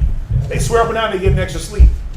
When all you're doing is killing yourself for the alarm, when you're making yourself more aggy and agitated. When that first alarm goes off, get your ass up and get moving. That's right. And you'll feel a lot better throughout the day. But guess what? You know why they don't know that? Because they don't fight. They're addicted to the sleep. They're addicted to the alarm. And I'm like, because guess what? I've tried it. I've experimented with that. The alarm, I used to never used to use alarms. And then as I start getting older, start getting more tired, start getting more busy, I'm like, okay, I got to set me an alarm, right? Start getting less sleep. But I find that when I pop up on the first alarm, I'm good. My mind is like, boom, boom. But I hit that snooze 5 minutes and you fall into a deeper trance. And then you got to wake up from that 3 times. Come on, you walking around groggy as hell. You walk. I did it this morning. I did it yesterday. Yesterday, first alarm. Boop, boop, boop, boop, I was moving and grooving. Today, second alarm. I was like, wow, what is going on? And I got more sleep last night than the night before. Slept 3 hours the night before. I slept 6 last night. Yay! Right? Whole 6. I'm still tired right now. I'm faded right now. I'm trying to tell y'all. Right? That second alarm. But it's a you deceiving yourself, man. Like that's helping. Right. That's funny. Second alarmers, I call it. That's funny because my how I do that, for me, I say to myself, I was like, I put 2 alarms just so I can know how much time I got till I gotta get up. That's what I got 3 alarms. You got it. I got 3 alarms. That's terrible. But the first 2 is like, okay, it's this time. I got another 15 minutes. Yeah, but then that 15 minutes be feeling so good, and then to wake up from that, you're like, whoa, like I'm just like, you know what? Pull the Band-Aid off. Get up the first time and just get moving. Just don't think about the extra 15 minutes I got. Yeah. Nah, you just setting yourself up for long-term failure. Because then now, see that's the only way I can wake up. So if there was an emergency, the only way you could wake up is if 2 alarms went off.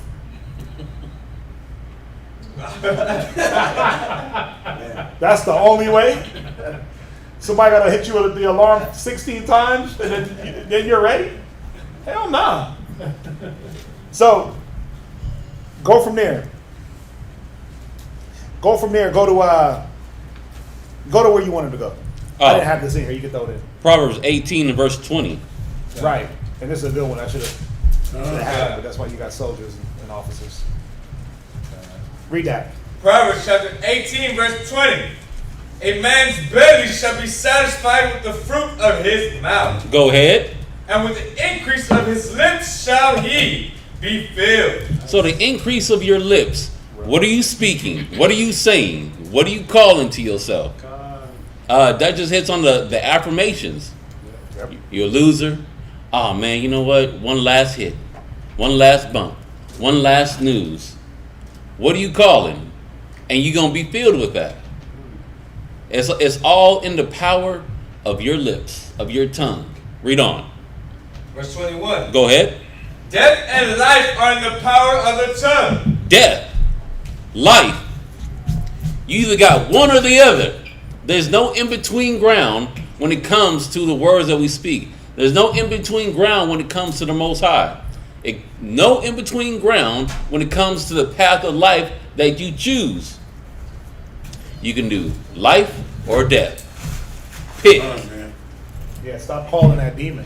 Stop giving it strength. And it all comes from the power of your tongue. What are you calling to yourself? Go ahead. And they that love it shall eat the fruit thereof. Because you can eat the fruit of life all day long.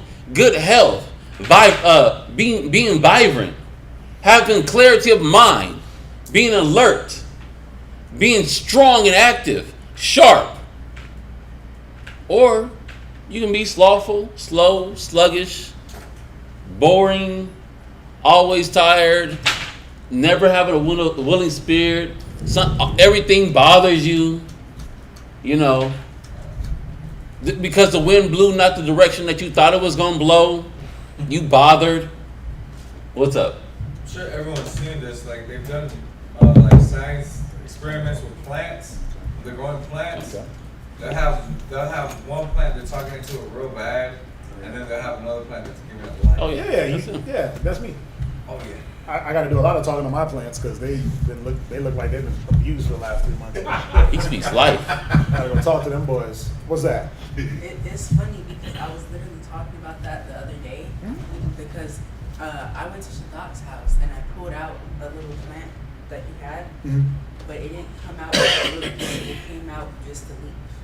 So I grew it and I did the things that needed to be done, but I also talked to it. Yeah. And it actually grew. You'll grow. From the leaf. I love y'all. I be talking to my plant. I be out there, water. I'm like, man, come on, y'all got it. Look, watch. I'm switch you around over here. I'm gonna turn you, let you get some sun right here. Watch. You watch. You gonna grow right here. Yeah, you gotta talk to them. They're like children. You gotta talk to them. Right? So what we're showing is you talk to that, you talk about that spirit that's in you. If you give it credit, it will take a hold and stay a hold of you. Right? From there, go to Job. Go to Job 22. 22 and verse 21. Job chapter 22, verse 21. Right. Acquaint now thyself with him. Right. And be at peace. Read. Thereby good shall come unto thee. You see that? Acquaint yourself with him. Cleave unto him. Be at peace and good will come unto you. Go ahead. Receive, I pray thee, the law from his mouth. Come on. And lay up his words in thine heart. Yeah, man. Where's my heart at? Where's my mind at? Read. If thou return to the Almighty, thou shalt be built up. Thou shalt what? Be built up. Go ahead. Thou shalt put away iniquity far from thy tabernacle. Yeah, you're going to put away the iniquity. So I got to stop giving that spirit control and give the Most High the control. Submit yourself under the mighty hand of the Lord, and he shall exalt you in due time. I think I just quoted the scripture I got in here. What's the next thing I got to do after I recognize what's going on with me? I got to run. I got to literally run. I got to run away from my sins. I got to run away from that demon. I got to run away from that addiction. And you know why I said you got to deal with your mind before you run? Because what happens if you're dealing with an addiction and you just run? That addiction, listen, you can buy crack in all 50 states. Coke, right? The internet follows you where your phone goes, as long as there's a connection. Right? Pride. If you don't change your mind according to that demon that's in you, it's just going to follow you. So location don't mean nothing. It's mentality first. Let me change my mind about my addiction. Let me fix it, and then let me stay clear from it. That's what it's about. 2nd Esdras 16 and verse 67. I ain't got too much more. 2nd Esdras 16 and 67. 2nd Esdras chapter 16, verse 16. Hear for the Lord. Read. Leave off from your sins. Do what? Leave off from your sins. Go ahead. And forget your iniquities. I gotta forget my iniquities and my sins, man. I can't live in the past. I can't live in the past. You got some people, man, you start talking about certain things and you talk about a time frame. You talk about the 70s and the 80s and the 90s and they start drooling at the side of the mouth. Like, man, I remember them days. Those are my they say those are my backsliding days. That's some days when you was coked out, cracked out, this out, that out, hold out. And you start drooling like, man, I want that. It's like a dog. What was it, Pavlov, when he rang the bell and the dog started drooling? You like that dog that when they ring the bell, you start drooling when you start hearing about that negative. Because you haven't left off of it in your mind. You got to leave it behind you. Go ahead. To meddle no more with them forever. Yeah, don't touch that. For how long? Forever. Just for a time. No more with them forever. But when I get weak, it's okay. No more with them forever. Forever, man. Go ahead. So shall God lead you forth. Forever, ever. Ever, ever? Ever, ever. Like outcasts ever. That's how ever it is. Like ever. With no 4 on it. That's who said it? You know when you drop the F off, it's a long damn time. Who said that? Cedric? What if he said that? When you take the F off that mug, it's long as hell. And you just say ever. Yeah. Ever. It was Bernie Mac. Go ahead. And deliver you from all trouble. Go right, and deliver you from all trouble. Go to Ecclesiasticus. 21 and verse 2. Ecclesiasticus 21 and verse 2. So I gotta run, man. I gotta run away. I gotta flee. Meaning what? Well, I gotta segregate myself from the things that are gonna usher that demon back in. So there's no, let me re-experiment and see if I'm really addicted or not. You know what? I can handle it. No, you can't. You know what? Let me just get a little peek. Let me test myself. You ain't strong enough. You haven't built up the will for a peek, for a look-see, for it to be around certain people. A lot of us are addicted to the wrong crowd, man. Niggas be addicted to the streets. That street life, street mentality, hood logic. Lifestyle. A certain type of lifestyle. But when you got to break that off of you, guess what you want to do? Well, you know, I can't live the lifestyle, but I'm going to live vicariously through you. But then they got you doing the things that the lifestyle commands. So not only are you not living the lifestyle, you're just getting the negatives from it. And being somebody's little damn puppet. Change the mind, run. Read. 20, Ecclesiasticus chapter 21, verse 2. Go ahead. Flee from sin. Wait, what? It keeps telling us what to do. It ain't saying sit there and kick it. It said flee. Run. Go ahead. As from the face of a serpent. Because who in their right mind is going to sit in front of a cobra? In front of a venomous snake? Unless you, what's old boy that killed himself? Steve Irwin, unless you're that fool. Crocodile. Huh? Oh, this is the most poisonous snake in the world. Let me go hunt it down. Crikey. Right? Normal people are like, hell nah. I was watching one Facebook video, the little chick walked into the basement. And she was a snake wrangler. She was getting it out the house. That's what she does. But she got this damn cobra. The head was like, it felt like it was this big. Wow. This snake was huge. And she just grabbed it. Rah! Oh, she wasn't playing. I mean, she was cautious. Took her a minute, but she was doing, Spider-Man moves, and then she snatched him. Grabbed him by the head, and boom, put him in the bag. I was like, that ain't normal. First of all, that ain't normal. Normal people are like, oh, snakes? Like all the ones that were in the house, they ran. That's what normal people do. They run from danger. It says a wise man foreseeth the evil and hideth himself. Not run to it. Oh man, they over getting beat up. Let me go see what's up. Hell no, I'm gonna see what's up from a distance. Oh, they none of my people. Okay. God. Listen, that literally happened in Rochester. They start fighting on the court. They start jumping this dude. I'm looking around like, oh, that ain't us. But, then they start shooting. Imagine if we try to jump and run into that. You'd be a part of that either. So it says what? Read it again. Flee from sin. Right. As from the face of a serpent. Go ahead. For if thou comest too near to it. Let me try to redibble and redabble. Let me try to meddle just a little bit. Let me just get a little taste. I ain't gonna do a whole line this time. I'm gonna just do a quarter of a line. Dang. I ain't gonna take too much of an inhale. I'm gonna just do small. I'm gonna just hold it longer. Oh, you gonna do the Bill Clinton? I'm gonna do the babies. Yeah, I didn't inhale the substance. You didn't inhale it. I'm gonna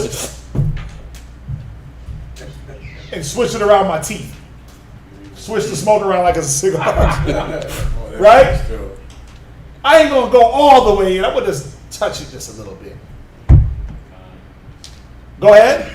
It will bite thee. It will what? It will bite thee. Yeah. No matter how little bit you go in, that's gonna be a hard bite.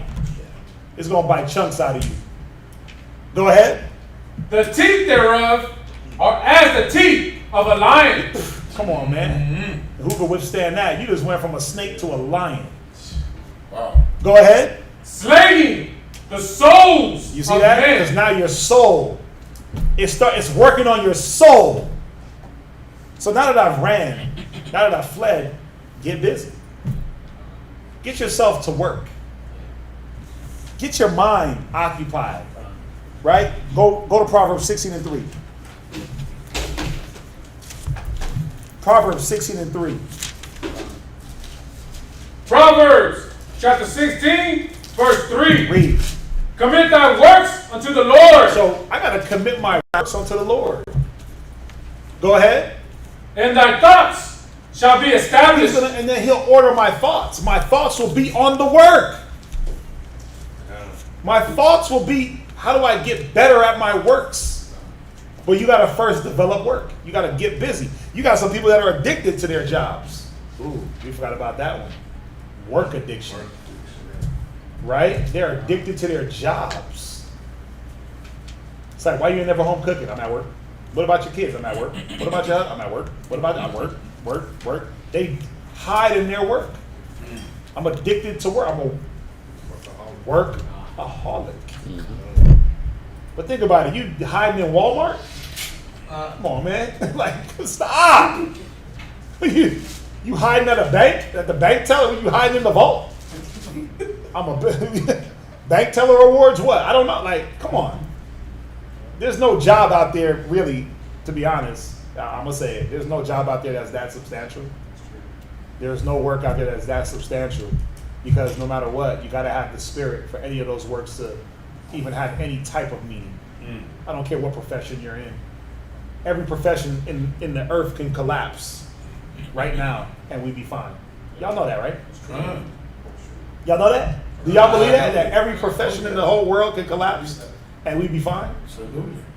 Yeah. Only one thing can't collapse. There's one profession, and that's a servant of the Most High. You can never stop having those. Remember, he said it. He said it. He reserved 7,000 men that never bowed the knee. Right? He reserved 7,000 men at all times that never bowed the knee. Why? Because without that, the world would be nothing. So it shows you that 7,000, a complete number of men, override any profession on this earth. I don't care if you ain't got no doctors, we'll be fine. We'll figure it out. We'll learn how to listen. I know how to sew. I'll sew a cat's arm up, right? If needed, we'll figure it out through wisdom and through experience and through the Spirit. You know, half the professions in this world are not even needed. They're a luxury. You see that? So there's no profession. Let's be real about it. There's no profession out there that is really needed, except for servants of the Most High. All right. So where we at? Proverbs 16, verse 3. Read from there. Go to. You read the whole thing? Yes, sir. Yeah. Go from there. Go to Ecclesiasticus 33 and 26. 27. Ecclesiasticus chapter 33, verse 27. Go ahead. Send him to labor, right? That he be not idle. Because this is where the addiction started, with idleness. And this is where it's going to rear its nasty head. When you're not busy with the right thing. Not just send them to any old work, right? Because any old work ain't going to cut it. Any old work ain't going to, because what if the person's addicted to their work? Then they can't go back and be re-addicted to their work. Go ahead. For idleness teacheth much evil. Go ahead. Set him to work. Set him to work. Read. As is fit for him. Go ahead. If he be not obedient, put on more heavy fetters. Right. So, what is it that I have to do? I literally have to replace my addiction with an addiction. That's true. What do they say? You can't have a void. What is it? A void creates a vacuum. Right? But if I take something away, I got to fill that void with something. Like if you fast, right? You take away food and water. What you got to do? You better put prayer and alms right in that gap. You better be praying, and you better be saying, how can I do some good deeds? You got to put the Spirit in play. So I literally have to again, it's a repurposing of the mind, but I have to use the same energy of addiction that I had for all the flesh, and I got to put that into the Spirit. It's not wrong to be addicted. It's just what you're addicted to. Go from there. Go to 1 Corinthians 16 and 15. 1 Corinthians 16 and verse 15. God. Somebody else get me a prologue of Ecclesiasticus in the Apocrypha. Read 1 Corinthians 16 and 15. 1 Corinthians chapter 16, verse 15. Go ahead. I beseech you, brethren. Go ahead. You know the house of Stephanus. Right. That it is the first fruits of Achaia. Read. And that they have addicted themselves to the ministry. They have done what? Addicted themselves to the ministry of the saints. You got to addict yourself into the ministry. You have to addict yourself to giving yourself to others and being a bearer of the weak. God. You gotta recommit yourself. Isn't that what most addicts do anyway? They become what? To another person. Oh, you need help. What do they call it? Like Shemaiah, watch your foot. You're kicking the camera. Oh, my bad. Yeah, you're good. No, there's another word. Not a counselor. Sponsor. They become a sponsor. They recommit themselves to be able to uphold someone else that was in their position. A sponsor is just a minister because they're giving themselves. Hey, I'm feeling weak. Well, I got you. Meet me over here. And they meet them up and they talk, right? That's all it is. They're ministering. So they gotta do what?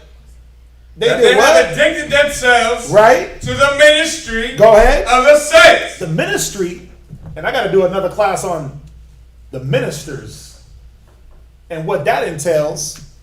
But the ministry, man, like Paul said in 2 Corinthians 6, approving ourselves as ministers. And he gave the list of things that approved you as a minister, as a person that was willing to give themselves.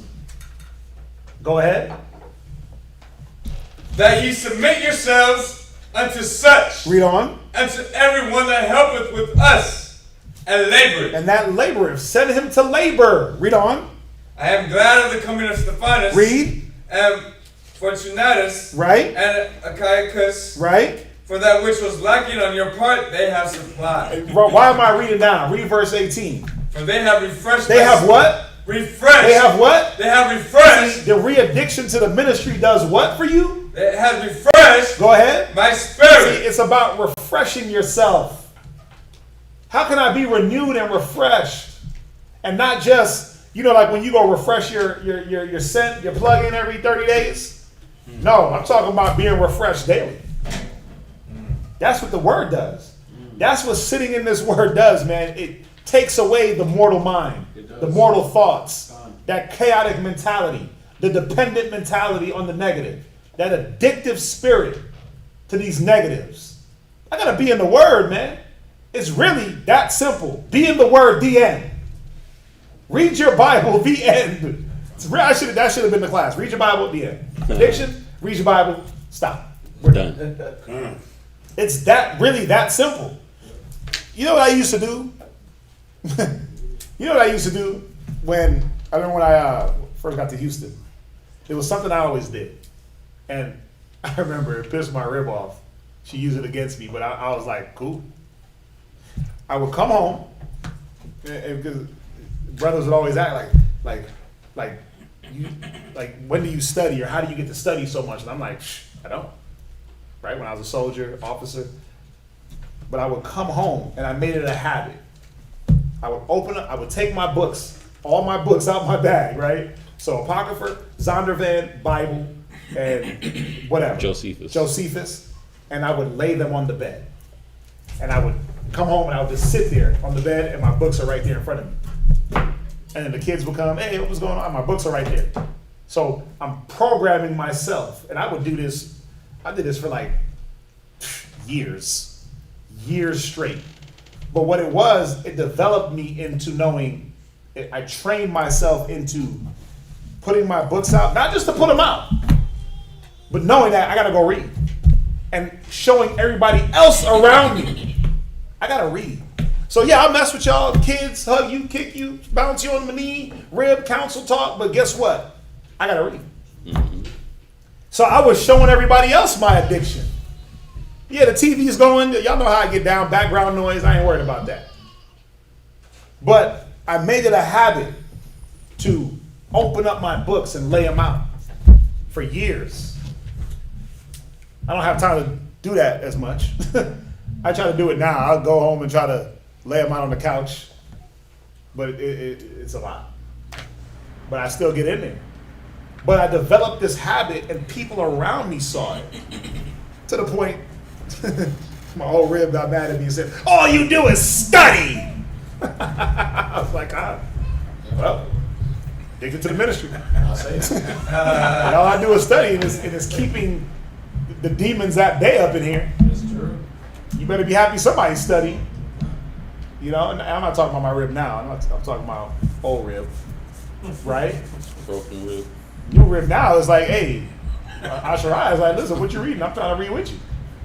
That's what you want. But the point is, what habits am I forming to cater to the righteous addictions? I make it a point to make phone calls, talk to brothers, talk to Kazakia, counsel, rap daily. And sometimes not every single day. Sometimes if we don't talk that day, like we didn't talk today, but we make up for it other days when there's 15 different conversations or 15 phone calls that we'll make in one day. You ever had somebody call you 15 times? You ever even had somebody call you 3 or 4 times in one day? But 15, 8, I've counted it. Sometimes I look, it'd be like 15 next to his name. That's 15 calls in between us in one day. Brother's like, what the hell are y'all talking? What are y'all talking about? Everything. Everything. Sometimes if you forget, hey, look, yeah, or something is going on, and we just got to talk. But make it a habit. I made it an addiction to talk to brothers. We're addicted to one another. Me, Zion, because we're like inseparable on the damn phone. It's crazy. That's all we do. We just sit around and you would think we just talk all day. But it's an addiction. Why? It's a refreshing. It's habitual, but it's a good habit. Right? So from there, go to Acts 17:11. God. Acts 17 and verse 11. Acts chapter 17, verse 11. Right? These were more noble than those in Thessalonica. Right? In that they received the word with all readiness of mind. So my mind has to be ready. Go ahead. And search the scriptures daily. How many times? Daily. Weekly? Daily. Yearly? Daily. Addiction. Because crackheads do crack every day. They don't just like, oh, you know what? I'm going to take a crack break. I'm going to take a weed. Where weed heads do weed. They, listen, wake and bake, sleep and bake and bake, right? You waking up smoking. They got the bowl ready or the blunt roll or they hitting the dirty little roach, right? 3-4 times a day. Why? They're making sure that they're keeping up with that spirit daily, hourly, monthly, weekly, right? Ain't no breaks for these demons. Like, yeah, you know, man, you know, like I told you about the bro. He said he masturbates 8 times a day. He wasn't taking no break. Like, yeah, you know, 8 was his limit because maybe his body couldn't handle it, and that's what it was. I was like, bro, he's like, yeah, 8's my limit. I promise you, I'm not even being funny. This is way back a brother, man. It was my bro, but he said that. I was like, what? And he was like, yeah. I'm like, bro, there's nothing left after that. After 8, there's nothing. He was like, yeah, basically, there's nothing. So his body couldn't handle it. If he could, he'd just be there just all day. He'd be there all day, man. He had to cut his hands off. Y'all ever watch Sons of Anarchy? Y'all ever watch Sons of Anarchy? Yeah. They had to cut old boy's hand off. They cut his fingers off because he was doing that so much. Yep. He couldn't stop. They had to cut his fingers off. Con. He just kept doing that. Go ahead. Whether those things were so. Right. So, 2 more points. And I said it. Don't look back on them demons. Don't glory in those days. Write it. Don't look back. So I'm running away. I can't look back. Philippians 3:13. Somebody else get Hebrews 6:1. Let's knock these 3 more scriptures out and then we out of here. Philippians chapter 3, verse 13. Right? Wherefore? Philippians 3 and 13. Brethren. It should say brethren. Oh. 3:13. Okay. Philippians chapter 3, verse 13. Brethren, I count not myself to have apprehended. Right. See, the problem with addiction is that an addict is never really over his addiction. Because at any moment they could do what? What they say? Fall off the train. Relapse. Fall off the wagon, right? That's the problem with addiction. Every day is day to day. I made it today. I'm 100 days sober. I'm 1,000 days sober, right? They go by the day. They go by the day. Why? Why is that important? Well, it's important because what? Because it's a daily thing. It's a daily process. It's a daily cleansing. It's a daily thing where if I look too far ahead, I may slip. But if I jump into the past, I'm definitely gonna slip. Because I'm gonna be looking at I'm gonna be re-feeling the feelings. You know when you thought about that first love and you've got the feeling that rushed over you, your first little crush? Yep. You're like, damn, I loved it, it hurt. Loved it. Loved it with 3 L's. Loved it. Right? That little old feeling you got, your first crush. Some people, their first high. Their first high, they're trying to chase that. I'm telling you, when you watch that Snowfall, they make doing crack they make it look good. They make it look like you float into the heavens of the heavens, and the Most High is sitting there waiting for you, and you just. He's cold.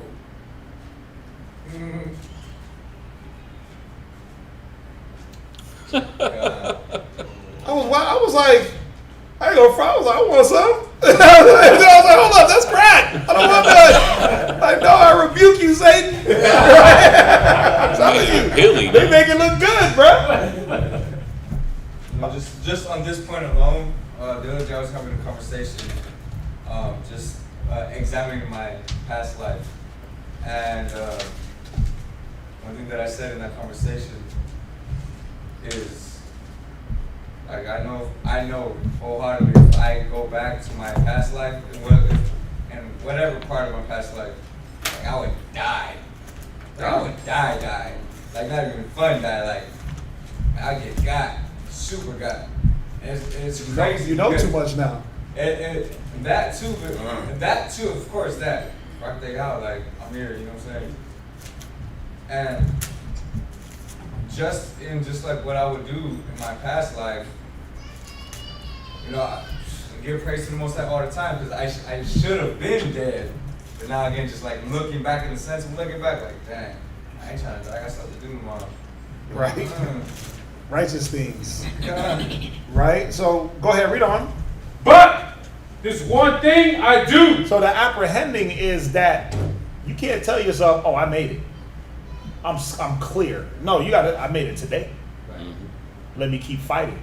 Because as soon as you said I made it, you already put your guard down. Yeah. And Satan is like this. You made it, huh? Okay. Let's see. Whatever it is. Right. Whatever it is, let's see. And you told yourself you made it, so that means you're saying I'm strong enough to be around or deal with. You're not. You're not. You got to just stay clear of that for many, many, many moons. As long as you can. You can't just say I made it and that's it. Go ahead. Forgetting those things which are behind. Yeah, you literally got to forget your past. You literally got to wipe your brain. You got to hope that somebody can wipe your brain like Men in Black. You know what I'm saying? Just flash a light and just boom. But you can wipe your brain. You can wipe your mind. You just got to repurpose it with the word. You got to wipe your brain with the word. Go ahead. And reaching forth unto those things which are before. Because if I'm looking at the things in front of me, I don't got time to entertain the things of the past. I don't got time to entertain old feelings and old flames. Is what I'm looking forward to. Trying to make a better future for myself. You see that? From there, Hebrews 6:1. Hebrews chapter 6 verse 1. Go ahead. Therefore, leaving the principles of the doctrine of Hamashiach. Yeah, man. Leaving off of the foundational or the basics of, wait a minute, I shouldn't even be attached to anything but the Lord. The foundation is make no other gods before me. Yes, sir. So now that you've left those principles and went on to bigger things, is what the Bible is saying. Go ahead. Let us go on unto perfection. Because you're supposed to be going to bigger things. Leaving the principles didn't mean you left off the way and left the standard. Leaving the principle meant that you grew, or that you're growing, or that you're supposed to be growing. Now that I'm growing, go ahead. Not laying again the foundation of repentance. I shouldn't have to be repentant of my former things over and over and over. I'm supposed to repent once, keep it moving. Repent once, keep it moving. Repent once, keep it moving. Yeah, I mess up here, I repent, gone. Gone. Mess up over here, something different, repent, keep it pushing. But not looking back, falling into that demon, and then like, man, I gotta re-repent. You gotta repent on the repentance. You gotta get baptized 1 million times. Yeah. Like there's only so much water in the world. Only so much rams, right? That we could have sacrificed way back. It's only so much water you can be dipped into. To where, listen, you gotta change your mind, your outlook. Go ahead. The foundation of repentance from dead works. From what works? Dead works. Because that's what it is, man. These works are dead. They're killing you. And you keep trying to repent. Repent once. Go ahead. And of faith towards the Most High. Right. So my last point. Stay watching. Stay on top of yourself. Really, it's, you know how the scripture says, I'd rather be in the house of mourning than in the house of mirth? Meaning, in the house of mourning, it keeps me in this watchful state. Right? When when a person is dealing with things and going through things, and they're like always just like on top of themselves and on top of everything. But if it's all jolly and fine, we all feasting all the time, what happens? Get a little loose. Get loose and things slip. You got to stay watching. Go to 2 Corinthians 7 and 9. And we go here a lot. You have to stay watching. You have to stay watching for those evils, man. And you got to stay watching the people around you. And making sure that you're around the right circumstance and in the right circumstance. Doing the right things.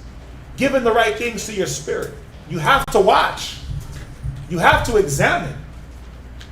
There's not enough examination that you can do in your life of yourself. He said, examine yourself whether you be in the faith. Well, that's a daily thing. Let me see where I'm at today. Well, tomorrow's another day. Let me see where I'm at with that. Let me see where I'm at next week, and the week, and this week, and that week. Different days bring different circumstance. I have to re-examine and stay watching. Read it. 2 Corinthians chapter 7, verse 9. Right? Now I rejoice, not that ye were made sorry, right? But that ye sorrow to repentance. Yeah, because that's not what it's about, like making a cat feel sorry, like I'm sorry and whack.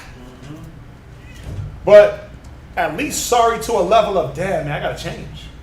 I got to do things different. Read on. For ye were made sorry after a godly manner. Yeah, see, there's a godly manner that should be associated with your sorrow and your watching. Not the, oh yeah, my bad. I know I did. I messed that up. Next.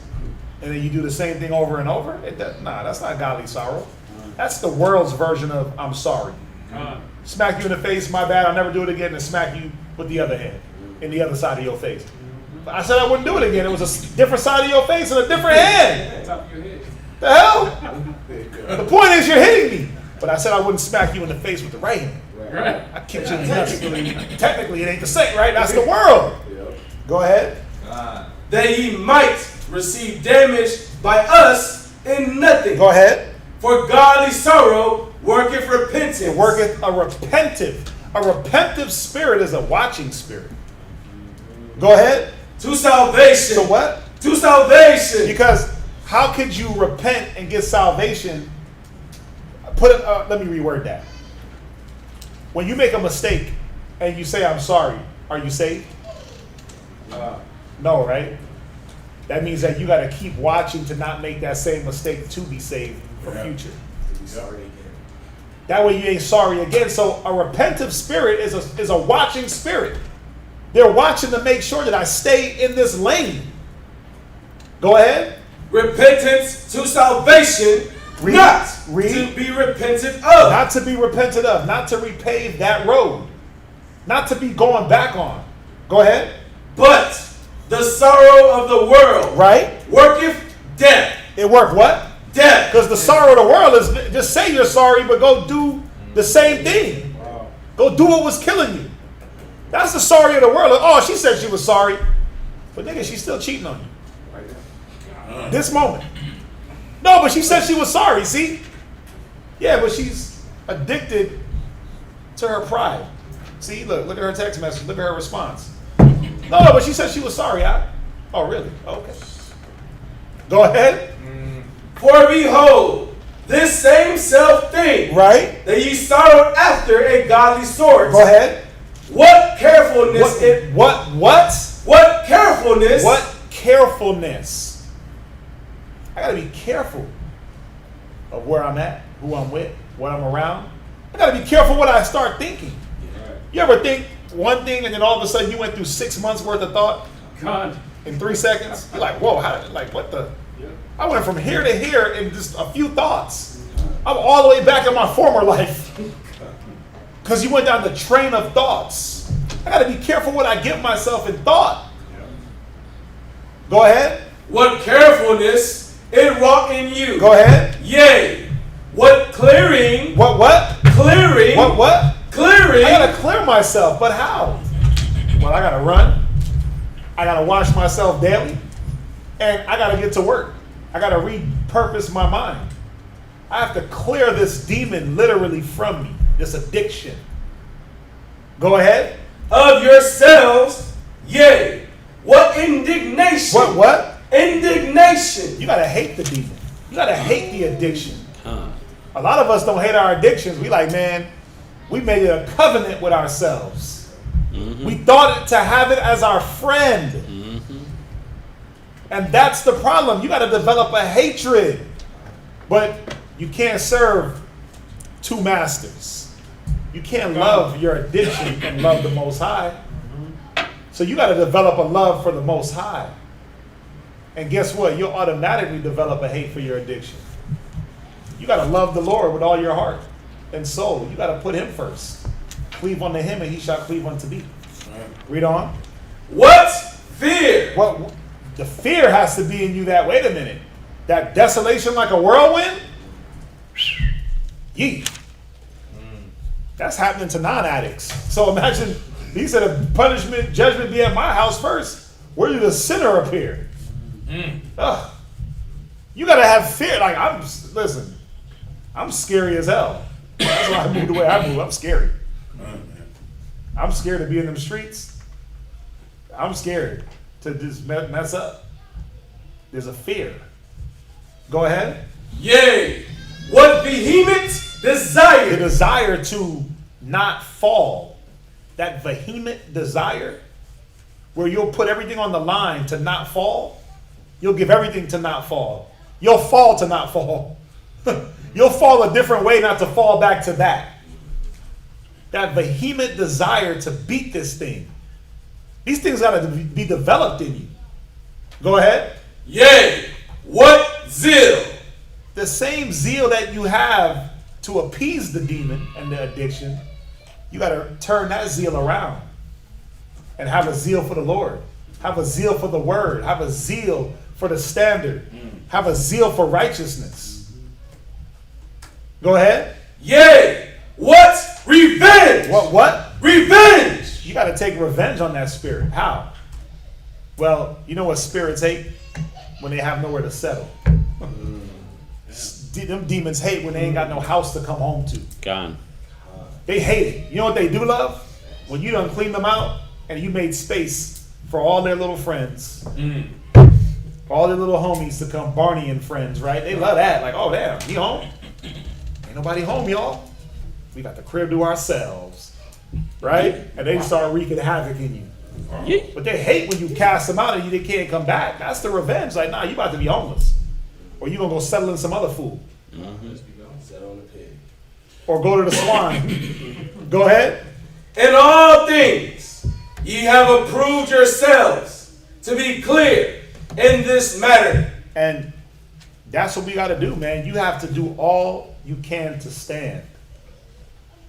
You got to do, and there's many other things that I didn't touch on, but you got to use the brotherhood, the sisterhood. You got to use the communication. That's why it's so important.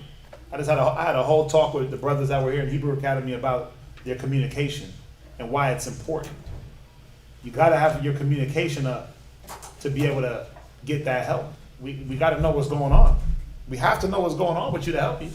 Or else you're just going to leave and then it's what? Our fault? Hell no, it ain't our fault. We didn't know.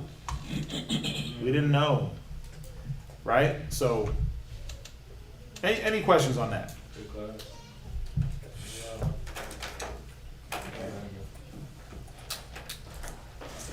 Nothing? I know I went over, I'm sorry, but I had to get this all the way out. Can't part two this, the part two to the part two. Brothers be addicted to part twos. Right? All right, y'all. Any questions online? I know they're commenting, but any questions? As far as, I don't think there's any questions. Yeah, I mean, listen, again, communication is the key. Communication, unity, brotherhood, sisterhood, that's the key, man. Sir. No thumbs down today? That's like me. Yeah, like I say. No, that's wrong. Addiction is not a real thing. The Bible doesn't talk about addiction. Con. All right, well.